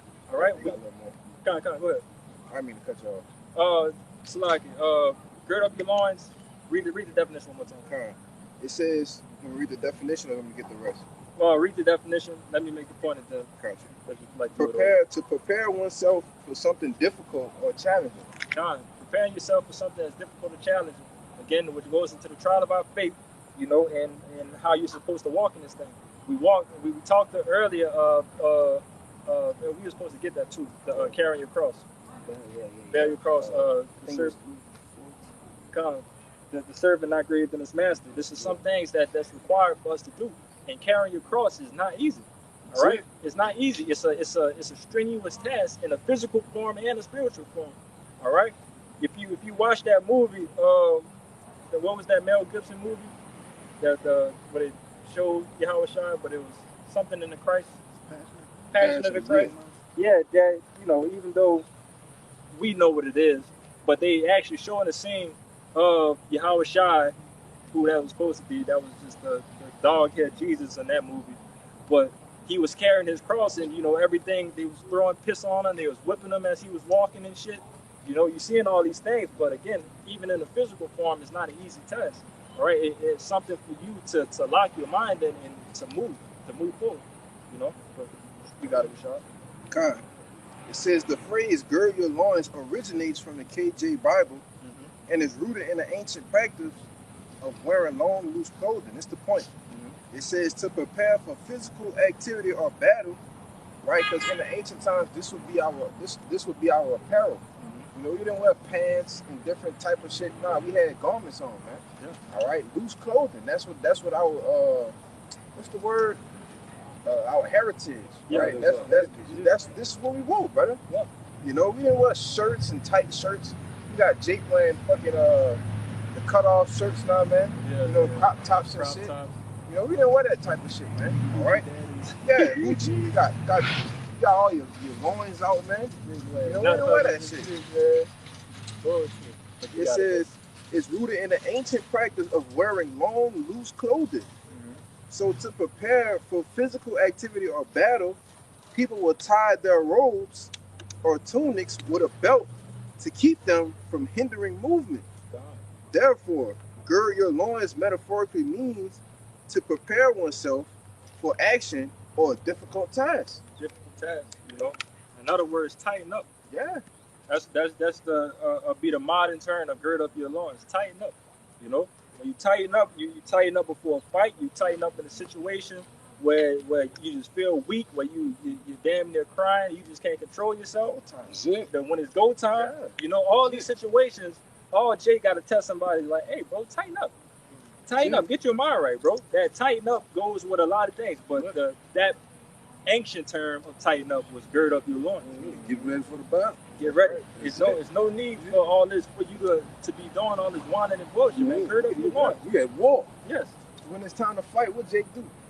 Pull up your pants. You know, they get the pants pulled up to make sure they tight. Right. Because you don't want to fight and your pants start falling off your ass, man. Your pants get knocked out. You got it, Brian. Whatever it may be, even in that situation. Jacob may have a jacket on, anything that's loose, that's probably going to get in the way. The first thing that they do is take it off. Get all this away from me so I can be fluid and ready to go. You know? Yeah. But, Con, we hit your precept. We're going to get it. Let's get the precepts out the way. Because that Joe got a little lip.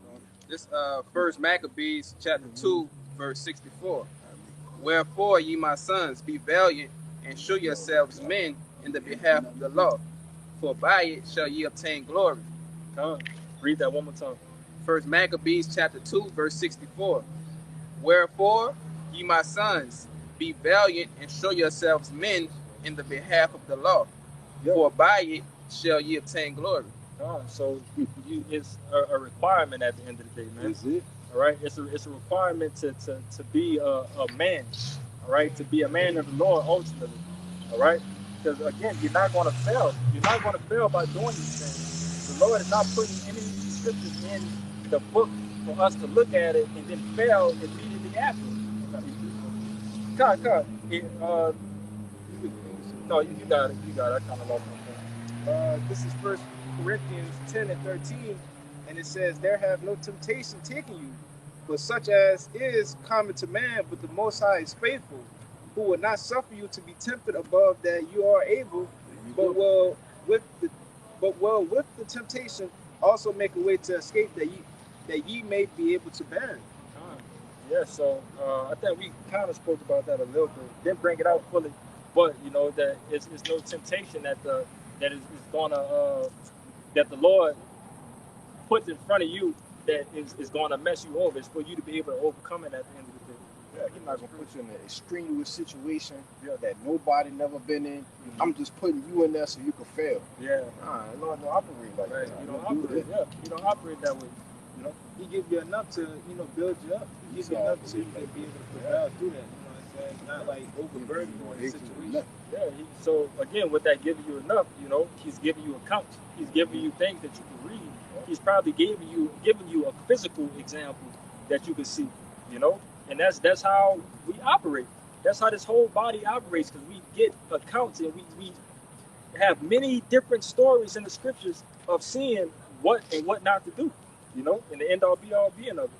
You got it. Not only that, but like you say, within the brethren though, you got brethren that's alive, that through the spirit that's with us in our flesh. Yep. They go through the same things. You might go through something when you coming in, another brother done went through it. Yep. Right? Like I said in I believe that's Luke or Matthew, that the same afflictions are accomplished in your brethren, And when thou art converted, straighten thy brother, Yeah. So it's the same constant things on it. So many things Satan can hit us with, Right. But there's always a way out. Always a way out. The Lord will always make a way out if you believe in Him. Yep. All right. If you believe in the process, if you believe in the things that He's been sitting you down and for you to learn.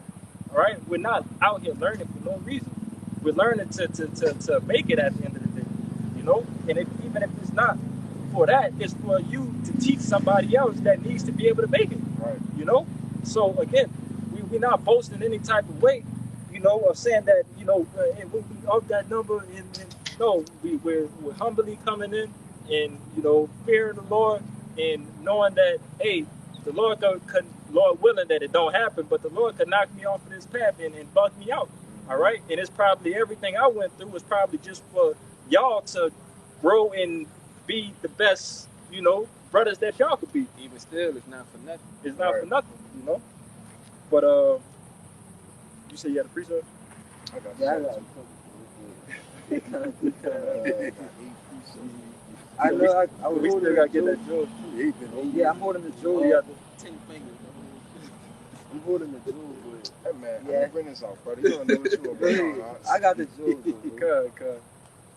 Kind of Kind of Bring this out real quick. Yeah, go ahead. It's Ephesians chapter 6, verse 10. Finally, what?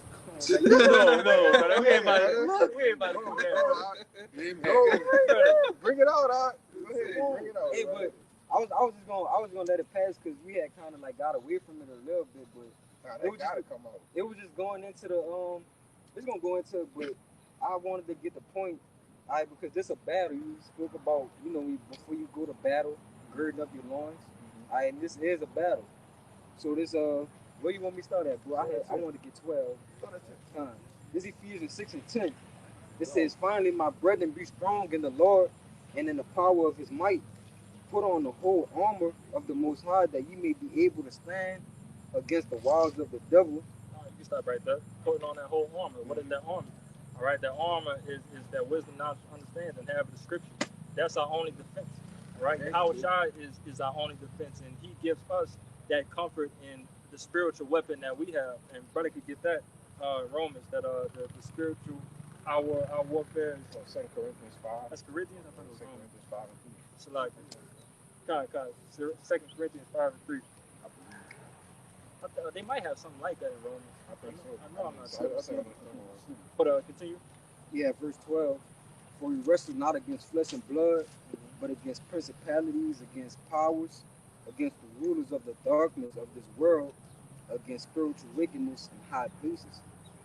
One more Yeah. time.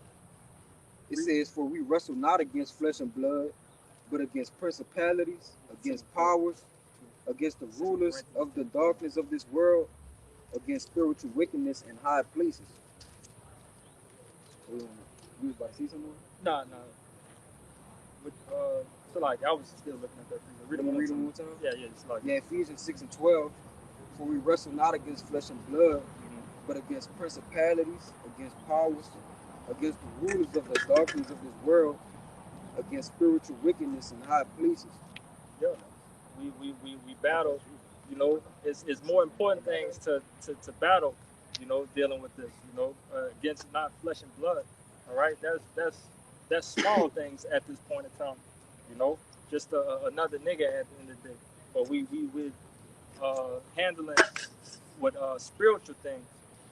The things again that's going to lead to our salvation.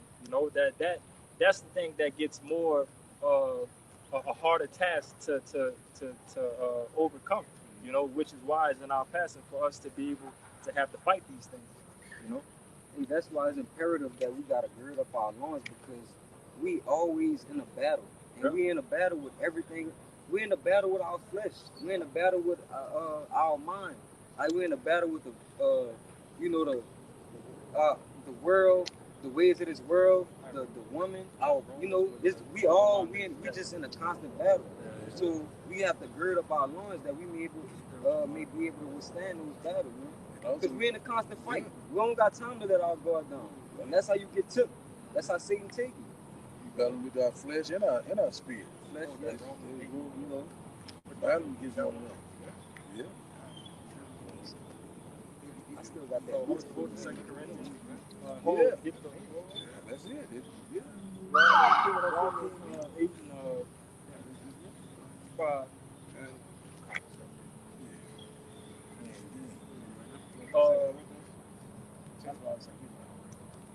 Let him get the second. Go ahead. Yeah. 2 Corinthians, then we'll get the wrong.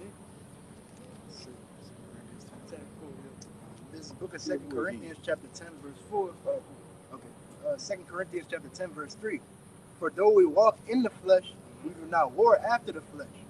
Verse 4. Right, so we don't war, right, doing fleshly shit. You know what I'm saying? We don't go and get guns. You know, somebody said they gonna shoot me. Yeah. I ain't gonna go get my gun and shoot him. I'm gonna put a curse on this nigga. Right. You know? Go ahead, That's brother. more powerful than, you know, of physically fucking somebody up. Yeah. Imagine that, you know, brothers was seeing that. Brothers was seeing that on the block. You know, just to see somebody come up there, you know, it was better to fuck him up spiritually than to actually put your hands on him. There you go. That's what it said. Wound the spirit. Who Yeah. can heal it? Yeah. Going to get it. Yes, brother. I have it, brother. Grab Yes. Yeah, no. This Hebrews 4 and 12.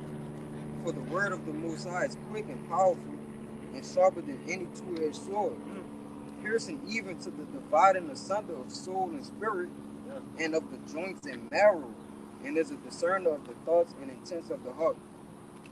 And that, right, it starts off telling you that it's sharper than two-edged sword, you said?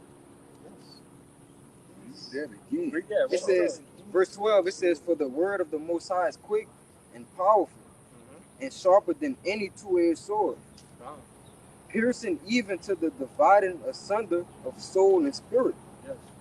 and of the joints and marrow, and is a discerner of the thoughts and intents of the heart. See that right there? That's a cheat code weapon on Grand Theft Auto or something. You know, you put that cheat code in, you get a weapon like that could destroy anything. You know, but with just words, that's tough. All right, but again, that's the Lord didn't leave us comfortless out here, man. He gave us the armor, and He gave us a weapon of life. He gave us that. All right, but let's get the. That was a shot. Go Go ahead, sir. I gotta back him up. Yeah, go ahead.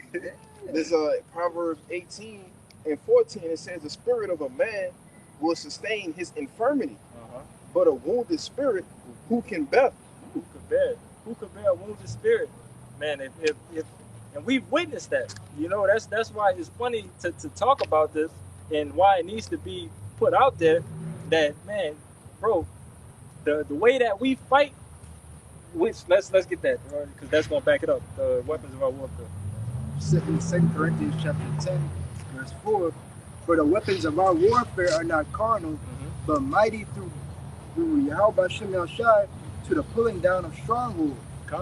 But look, that's our weapon right there. That's our weapons that are not carnal. All right. So with that, we're pulling down strongholds, and we're messing men up mentally, spiritually. You know, just by knocking their soul out of them in a way of saying, you know, telling them that they're wrong and what's going to happen to them, what's going to be the end all be all of you if you continue to be a nigga. All right.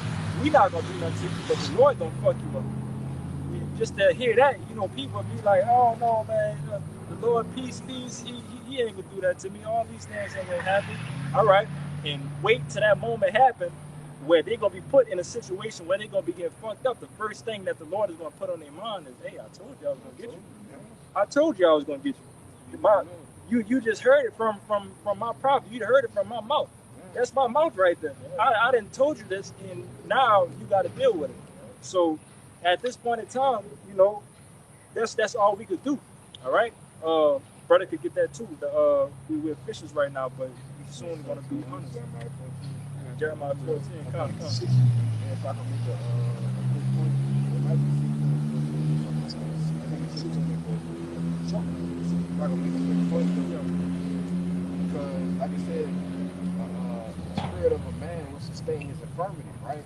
So when you're sick, you know, your spirit good. Right. Your spirit good, your body sick. Right. You know, you going through the mind like, man, when you sick, all you think about is getting healthy, right? But nothing wrong with your spirit. Right. You can still watch videos. Yeah. You can still study. You know, do lessons, whatever it may be. But when your spirit cut, like when you cut in the spirit, man, you just be sitting there like, you know, especially when you didn't see them. Yeah. You know, Jake get cut out there on the block, and you they just stand there. I remember the one nigga, the Lord ain't let him leave. He got cut so bad, and the Lord wouldn't let him leave, man. He just stood there till the camp was over like this, just looking at the ground, you know? It was over. He was still standing there, man. Oh, man. That's why I say a wounded spirit, man. Who could bear a wounded spirit, you know? Can't. That's the answer to that. You can't. You can't, yeah. You know, and that's how we fight, man. That's the way to fight right now, because that's brother got that Jeremiah. Everybody get it? Jeremiah 16:16. That's it. What did it say? Jeremiah 6. It says, behold, I will send many fishers, said Yahweh, and they shall fish them, and afterward I send many afterward I send for many hunters, and they shall hunt them from every mountain and from every hill and out of the holes of the rocks. So right now, the role that we have right now is being a fisher. All right. If you know anything about a fisher, it's pretty much a passive role. All right. It's a passive role with no conflict. All right. And it's fishing. What we're doing, that we're fishing in of the elect. You know, we were trying to seal, you know, the hopeful elect, you know, for us to get out of here. But that's the fishing, that's our duty and job right now. All right. It's not to be hunters. It's not to pick up swords and weapons to go and fight this devil for us to get our ass whooped ultimately. Because why would you try to fight this damn devil with his gift, you know, in his kingdom? You know, it doesn't make sense. That's why, you know, it tells you also in the book of Romans that the Lord said, vengeance is mine. If it's for us to be, for us to be peaceful, you know, with all men, you know, because thus said that the vengeance is mine, thus said the Lord, you know, roughly paraphrasing. But then it said afterwards, of not being fishy, he's going to send for hunters. So believe me, Jake, you're going to get your opportunity. You know, the hopefully like that's watching, the believers, you know, we're going to get our opportunity, you know, to once we're transforming these new bodies, to be able to put belt to ass, to finally put our hands on these devils and 2/3 of our people, because they got to get it too. You know, they're not safe at this point in time because they're still considered as enemies of the Lord, you know. So you just got to be patient, you know, until the Lord gives that go, you know. And like I mentioned with that Romans, that the Lord said, vengeance is mine. We let the Lord get his lick first, and once he get his lick, we bomb in right after. You know, that's how this thing is going to go. Right.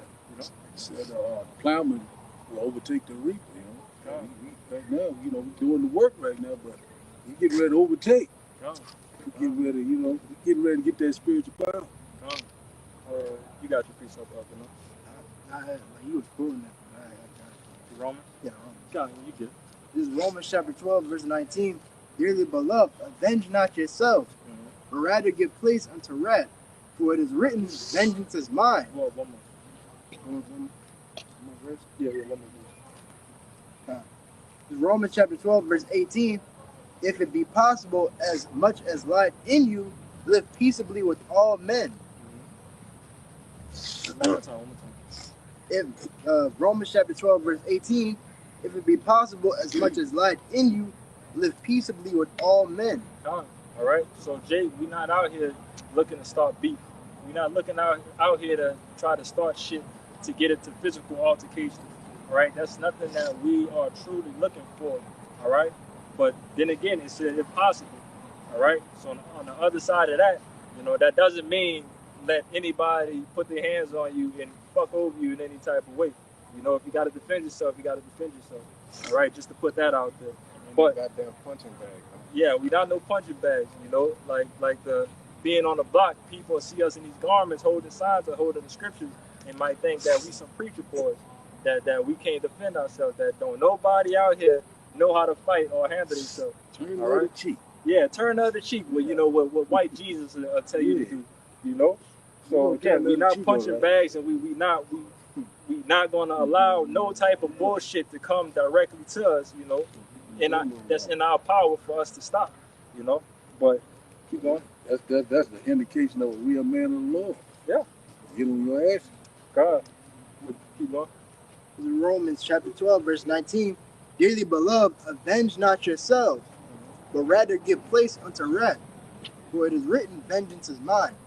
The brother Kashad just mentioned, that the things that we could do, at that point in time is for us to just go ahead and throw a curse on him. Throw a curse on him for the Lord to bring all his fears on him, destroy, something that's nearly dear to him, whatever it may be. You want to say We something? don't put curses on the nigga bike, man. Yeah. So, God, brother. That's a mud. God. They put the curse on a nigga bike. Hey, the nigga had to get a new bike, man. God. I was just about to say that. Lord, fuck this bike up, man. Lord, King of Terror. Come on, brother. You better be careful. Yes, brother. You don't know who you playing with. God, you can get it just a couple of Just backing up, like us being like angry, we aren't supposed to like let that get us out of our character to sin, or like put ourselves in a bad predicament. Right. This is Ephesians chapter 4, verse 26. Be ye angry and sin not. Let not the sun go down upon your wrath. Yeah, backing up the point, it's like you gotta walk away from certain situations. You just gotta use wisdom at the end of the day, really. Then you wouldn't be put in those bad situations. You could get up out of it. And that's the importance of wisdom. Hold on, Jack, Matthew 5 and 25. So with the wisdom, the Lord teach us, through the scriptures to use righteous guile, to be able to get yourself out of situations. All right. And I forget the other one, but roughly paraphrasing, leaving the ministry blameless. Yeah. But Let the ministry be not accurate. God, for sure. But it's not all about you, Jake. All right. It's not all about you. When these situations go down. All right. If you find yourself in a fucked up situation, all right, you need to analyze that. All right. Maybe I'm at the club. Maybe I probably done sipped a little bit too much, and all right, I got these niggas that trying to fuck over me right now. What is the smartest thing to do? Leave. Get out of there. All right. Live to fight another day. That don't mean just go in there and just try to take on 7 niggas and fight for your pride. You gotta use that wisdom and knowledge that the Lord gives us and get out of that situation the best way you can. I was gonna say, like, Satan plays upon these people's emotions. Yeah. So it's like you gotta realize, you gotta look at it from a spiritual perspective. That could be Satan fucking with you. It definitely is. Yeah, it is. Yeah. That's exactly what it is. Satan is using one of his devices right there, which is other niggas that has no dealing with the Lord. So that's easy money. But now he's using them to try to get to you. All right, because you're the prize, you're the big fish that Satan is trying to conquer. But I was just gonna say, but even then, on a bigger scale, that's the Lord using Satan to put that against you. So it's like really the Lord. You gotta think about it. To test you. To test you. You wanna say something? Because wisdom, we operate utilizing wisdom. That gets us out of situations. You in bad situations where you put yourself there, but now you gotta apply the wisdom, all right, to get yourself out of it. You see? But go ahead, brother. Brother, I think you got a precept pretty much backing up using wisdom to get out of the situation. It says, Proverbs 15:1, it says, a soft answer turns away wrath, but grievous words stir up anger. you know, not everything needed, you know, to be physical. You can also use soft words, you know, get yourself out of situation. You know, everything doesn't have to be, you know, throwing rocks and stones. You know. Back that up to this that that I'm gonna bring out that Matthew. Bring him out that point again. Yeah, make your point again. Somebody behind you. You know, let me get the. Yeah, just read the precept. This is Proverbs 15:1, and it says, "The soft answer turneth away wrath, but grievous words stir up anger." And I was basically saying, like, you know, not everything has to be throwing rocks and stones, you know, or you just, you know, going up there all wild, and you know, you could just, you know, calm it down, tell us a soft answer to just get out there. Not everything has to be carnal. Yeah. And brothers speak on as more when we talk about the righteous God, right? It's okay to use God with niggas in this world, heathen in this world. That's a gift that the Lord gives us, and we're allowed to do. The one thing that you don't use God on, you don't use a God on your brother. All right, you don't deceive your brother in any type of way. You know, we keep it 144,000 with each other around here. All right, but when it comes to these devils, whatever, man, brother, if you have to lie to get yourself out of that situation, lie away, brother. Get at it. Lie. They got another one too, but they're reading the GNLT, make an excuse to get around stupid people. I'm gonna find it. You got it for the which ones? And then, you know, you got to use, you know, righteous God for our people, because, you know, they stiff-necked. You know, these people are ignorant. You tell them one thing, you know what I'm saying, they blow it over their head and go for your neck for something that's so simple, you know. But that's all. Demonic ass niggas. That's it. Get that Matthew. Let's get that Matthew up here. This is Matthew chapter 5, verse 25. Agree with thine adversary quickly, whilst thou art in the way with him, lest at any time the adversary deliver thee to the judge, and the judge deliver thee to the officer, and thou be cast into prison. God. All right, and this could fall in a situation if you're dealing with the police or something, you know, dealing with any type of altercation. All right, agree with them quickly. Oh yeah. Take what they say. Take the high road. That's it. You know, this is the time that you take a high road. All right, if it's dependent on yourself going to jail, and then we're gonna get this with leave the ministry blameless. That's it. If you're doing these things, you taking that high road to get away from it. Again, that's helping you live to fight another day, but it's also exercising your wisdom, which the Lord has given us. All right, so illustration. come on, but the Lord has given the light. The Lord has given us, you know, these gifts to be able to fight, you know, these things, you know. But let's get that precept up show. Come, well, however you want. I'm bringing precept on this thing. You know, I got a count. Come. It's 2 Corinthians 6:3. Yes, bro. Giving no offense in anything, that the ministry be not blamed, but in all things, approving ourselves as the ministers of the Most High, in much patience, in afflictions, in necessities, in distresses, in stripes, in imprisonments, in tumults, in labors, in watchings, in fastings, by pureness, by knowledge, by long suffering, by kindness, by the Holy Spirit, by love unfeigned, by the word of truth, by the power of the Most High. Well, I did not know that precept was that one. Yes, brother. That's from me. It definitely do. But you know, the point I want to harp on is leaving the ministry blameless. You know, I mentioned to the point of it's not all about you, Jacob. All right, so imagine if you go do some stupid shit, you go catch a body, you know, you go beat the shit out of all these people, you make the news, and then all of a sudden they do their research and it comes back to, oh, he's with the Hebrew Israel. Well, not even, he's with the black Israelites that be on the block. BHI. Yeah, BHI, he's with them that do this and that and the third, and oh, they hate white people, they hate this, they hate, and it's going to build a whole case on innocent brothers, you know? So now the brothers got to go through some shit just because some stupid shit that you did. All right, so that's why when you go through situations like that, that's the first thing that needs to come first to your mind. All right, what's the easiest way for me to just completely get out of this situation unharmed? You know, that should be your very, very first thought.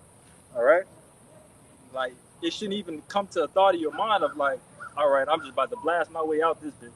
You know, that's that's a mindset of a nigga. All right, and we are not niggas, man. We are men of the Lord. You know, holy. We separate from all of these doings of these niggas, man. So with simple things like that, which is not so simple to people, but for us it should be simple. Simple things like that is something that ultimately is something that we have to, you know, keep on to our mind, you know, at the end of the day. But Romans, yeah. Carnally minded. We're gonna get that after the one. All right, this is Romans chapter 8, verse 5. For they that are after the flesh do mind the things of the flesh, but they that are after the spirit, the things of the spirit. For to be carnally minded is death, but to be spiritually minded is life and peace. Life and peace, all right? To be carnally minded is death, all right? So if your first, again, I just mentioned the first thing that comes to your mind is that I just got to shoot my way out of this. I got to fight my way out of this. I got to do all these carnal things to get out of this situation.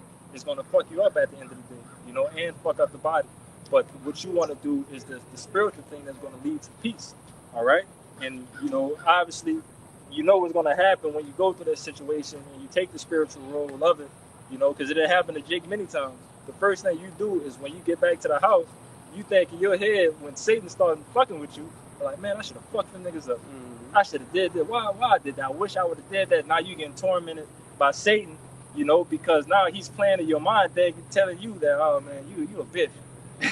You a bitch. You should have fought. You should have did this. But those the thoughts that you gotta erase and stay spiritual minded, you know, because at the end of the day, you did the correct thing. You did the right thing to get out of that situation, and that's gonna continue to put you on a route for what it says at the end of that that path of peace and everlasting life. All right, that's why it's important to be spiritually minded in all things that we do. You know, We got brought out the Romans 12 Earlier. Yeah, that he brought out. Yeah, I got a little more. This is verse 7. Because the carnal mind is enmity against God. For it is not subject to the law of God, neither indeed can be. So then they that are in the flesh cannot please God. So they that are in the flesh cannot please the Lord. All right? And what it said, read the part about enmity. Because the carnal mind is enmity against God, for it is not subject to the law of God. It's not subject to the law of God. So if you're doing things with enmity, all right, which the Lord ultimately just hates it, all right, it's something against the Lord, that's what you don't want to be doing, all right? Because basically what the Lord is telling you right there is that I didn't teach you to do that, all right? You're going ahead and you're going on your own whim, you know, listening to what Satan is telling you to do, and you're not listening to what I'm telling you to do, you know? So you don't want to fall in the hands of the devil when it comes to Salaki. You don't want to fall in the hands of Satan, you know, in these situations. You know, you got to gird up your loins, like Brother say, and continue to make the next play. You know, continue to keep on pushing and keep on moving. And that Job's still going to have to come out, too. You're going to have to get the, you know, the integrity of doing things like that. But you got a precept, you know? Yeah. You got one too, man? No. It's Matthew 10 and 16. It says, Behold, I send you forth as sheep in the midst of wolves. Be ye therefore wise as serpents and harmless as doves. Yeah, so we got to use that wisdom. We got to use that wisdom like a serpent. So we got to be what? We got to be cunning. We got to be crafty. We got to know how to utilize that wisdom, knowledge, and understanding to get ourselves in and out of situations and to keep ourselves from getting into situations in the first place, man. And it says, and harmless as doves. So that's basically, we just using that wisdom as a defense. Yeah. And what's the attributes of a snake? They blend in. They quiet. They're not here making that. Yeah, they subtle. That's why I said that, using that wisdom to what? Being able to get in and out of situations, right? And to keep you from getting into situations of bad predicaments in the first place. Yeah, crafty, cunning. We got to get that now, y'all. It just clicked. We talked about this. That's weird though. Those guys got an account for Yeah. I do that. Yeah, that's one of my favorite ones. Yes, brother. It's 1 Samuel 21. Yeah. And Yes. I knew it. I'm gonna start at 10. Get the meat off the bone, man. Let's get it. 1 Samuel 21 and 10. And David arose and fled that day to fulfill Saul, and went to Achish, the king of Gath.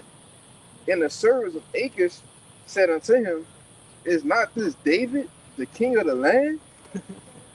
Did they not sing one to another of him in dances, saying, Saul has slain his thousands, and David his 10,000s? So they like, yo, that's David. Like, yo, Everybody been talking yeah, about. that's the word. He killing 10,000s of men. You know? It says, and David laid up these words in his heart and was so afraid of Achish and king of Gath, right? We know David, he was a mighty man, brother. Yeah. Like he wasn't like, man, he could have slew the whole city, Right. you know? But it says, but No, brother, you just mentioned that they got songs about him. Yeah. They got songs about him, and they singing the songs of him being above King Saul when it Yeah. comes to killing. Yeah.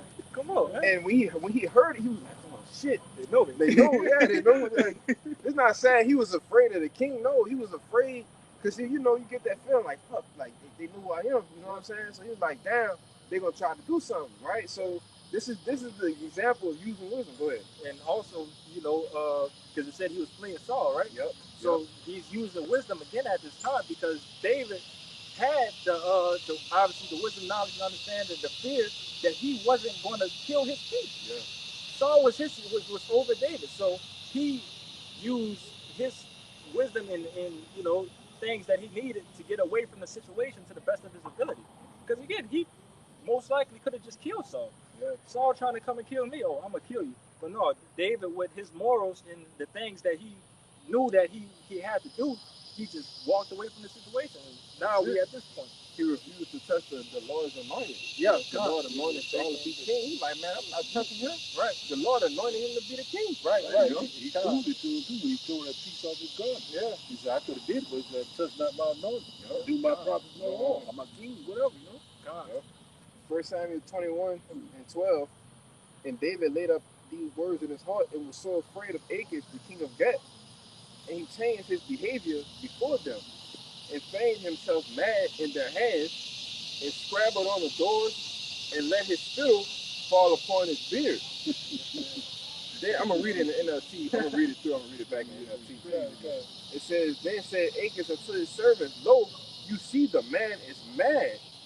Wherefore then have ye brought him to me? Have I need of a madman, that ye have brought this fellow to play the madman in my presence? Shall this fellow come into my house? Like, fuck, you bring this nigga here for? You know? So the NLT, verse 13, it says, So he pretended to be insane, scratching on the doors and drooling down his beard. Man, Jake, wow, brother. Went all out. He was clouded. No, he went all out, brother. Yeah, he sure did. It's funny as shit because I got an account like that of my personal life. I had to do something like that. literally, but I never told nobody that story. But it's some, it's some of the funniest shit. But you know, I didn't know what to do in the situation. I just acted retarded, like it's stupid, bro. Like not to the access of Dave drooling from the mouth, but Jake know how to act stupid. It's time to act stupid, bro. That righteous God, bro. Righteous God. Come on, that's it. Like, verse 14, it says, King Achish said to his men, Why must you bring me a madman? We already have enough of them around here. Why should I let someone like this be my guest? You know, the moral of the story, David did what he needed to do to go ahead and get through that situation, man. You know, using that righteous God, you know, which we kind of beaten in that point, you know. But it's going to come to that, all right? It's going to, we talking about on levels of dealing with just 2/3 in the world, but Jake, you got to imagine, brother, we're going to have to do this when JT hit. You know, it's going to be times when in the midst of JT, when shit really hit the fan, and they looking for this guy who with the Israelites, and he was doing this and he was doing that, and I think that you fit the scriptures. Yeah, and at that point, hey, I don't know what you're talking Oh, about. what the hell you talking I about, don't, I man? don't know what that is. I don't know what you're talking about, and you know, go ahead and use that yike quad and get out of that situation. Oh, you can just tell them, say, look, yeah, I understand. I know exactly who you're talking. He went that way. Yeah. Yeah. Tell him get away, Right. man, and you go the other way. Yeah, that's come on, man. Yeah. And we know and got the faith too that the Lord is going to fix the words that's going to come out your mouth regardless. Yeah. All right. So however that situation is going to be, whatever the Lord put in your mind for you to do, like I said, we already brought it out. You know, giving you your instructions and your dreams when you sleep. You know, all Yeah. those things is already written and is going to be said when the time comes. You know, but you got to have the faith. You know that the Lord is going to do these things for you. You know, so you want to say something? I was just gonna say like that's why it says in backing that up. That's why it says in the precept Isaiah 33:6, wisdom and knowledge from this time. That's it. So we only have to use that in those times. You know, and just in general, just backing up your point, we're gonna have to use it. You know, in these times that you know it's something that we have to exercise. Right now, you could just say that we're training right now. All right, we're training, and I mentioned it a couple camps ago. You know, when it gets to game time, you know, everything that you've been practicing, it has to be executed. You know, executed to the T. You know, it's not no time to make no mistakes because you're supposed to have been making your mistakes right now. This is where you make your mistakes at. This is where you have your brain farts and you know, and you try to get past and you know do the things to continue to gain and learn more and you know this is the learning ground, all right, but once the proving ground starts, you know that's when it's time to work. You want to say something? I was gonna say in training. Yeah. That's why you made your mistake.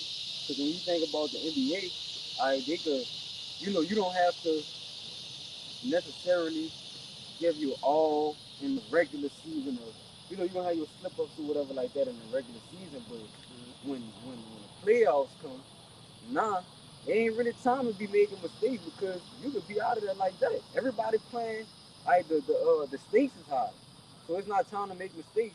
When it really matters, man, when it really counts. So you make your mistakes, it's the regular season and not willingly. But you just got to be more sharper, when it really matters the most. Right. You know, doing it when it really counts, like the brother just said. All right, but that doesn't mean, you know, disregard your practice, disregard your study. That don't mean just cast that away, you know, for you to think that you want to perform good. Like we were just talking about it. You talking about with the seeds, you know, they want to chill and bullshit when it comes to things, but when it's time and think that he could just get up and perform when it's time to perform. Nah, who's going to perform better? The person that's been there studying and doing all the things, right? Rehearsing, the practicing, all the things, consistent. You know, all of these things that he's doing to get up and perform. Or do you think the person that's been chilling, laying down, playing a game, not worrying about nothing, if he's worried about something, it's bullshit? You think that he's going to get up and perform on a high level? And that's not the case, you know. And we witnessed that, you know, through high school and stuff like that.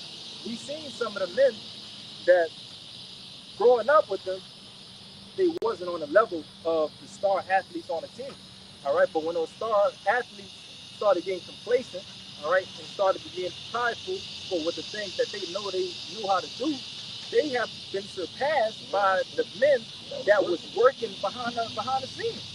You know, these men that's making it to the league, that's a lot of them was not men that was just complete 5-star players.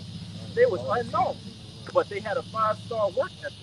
All right, and that's the mindset that we need to have in this thing. We need to have that 5-star work ethic. So when it's time to play the game, that we could show ourselves to be that 5-star. Right.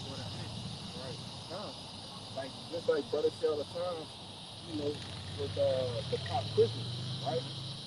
Hey, the real test, the exam to pass or fail is getting ready to come, man. Yep.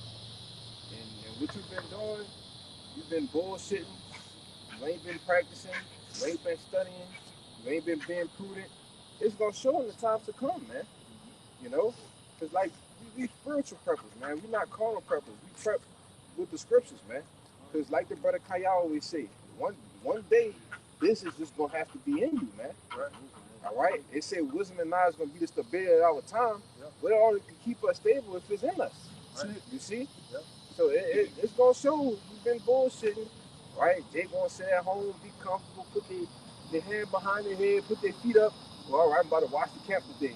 You know, you being comfortable, man. You know, the time is short for the last little bitty whoever's out there to be sealed, man.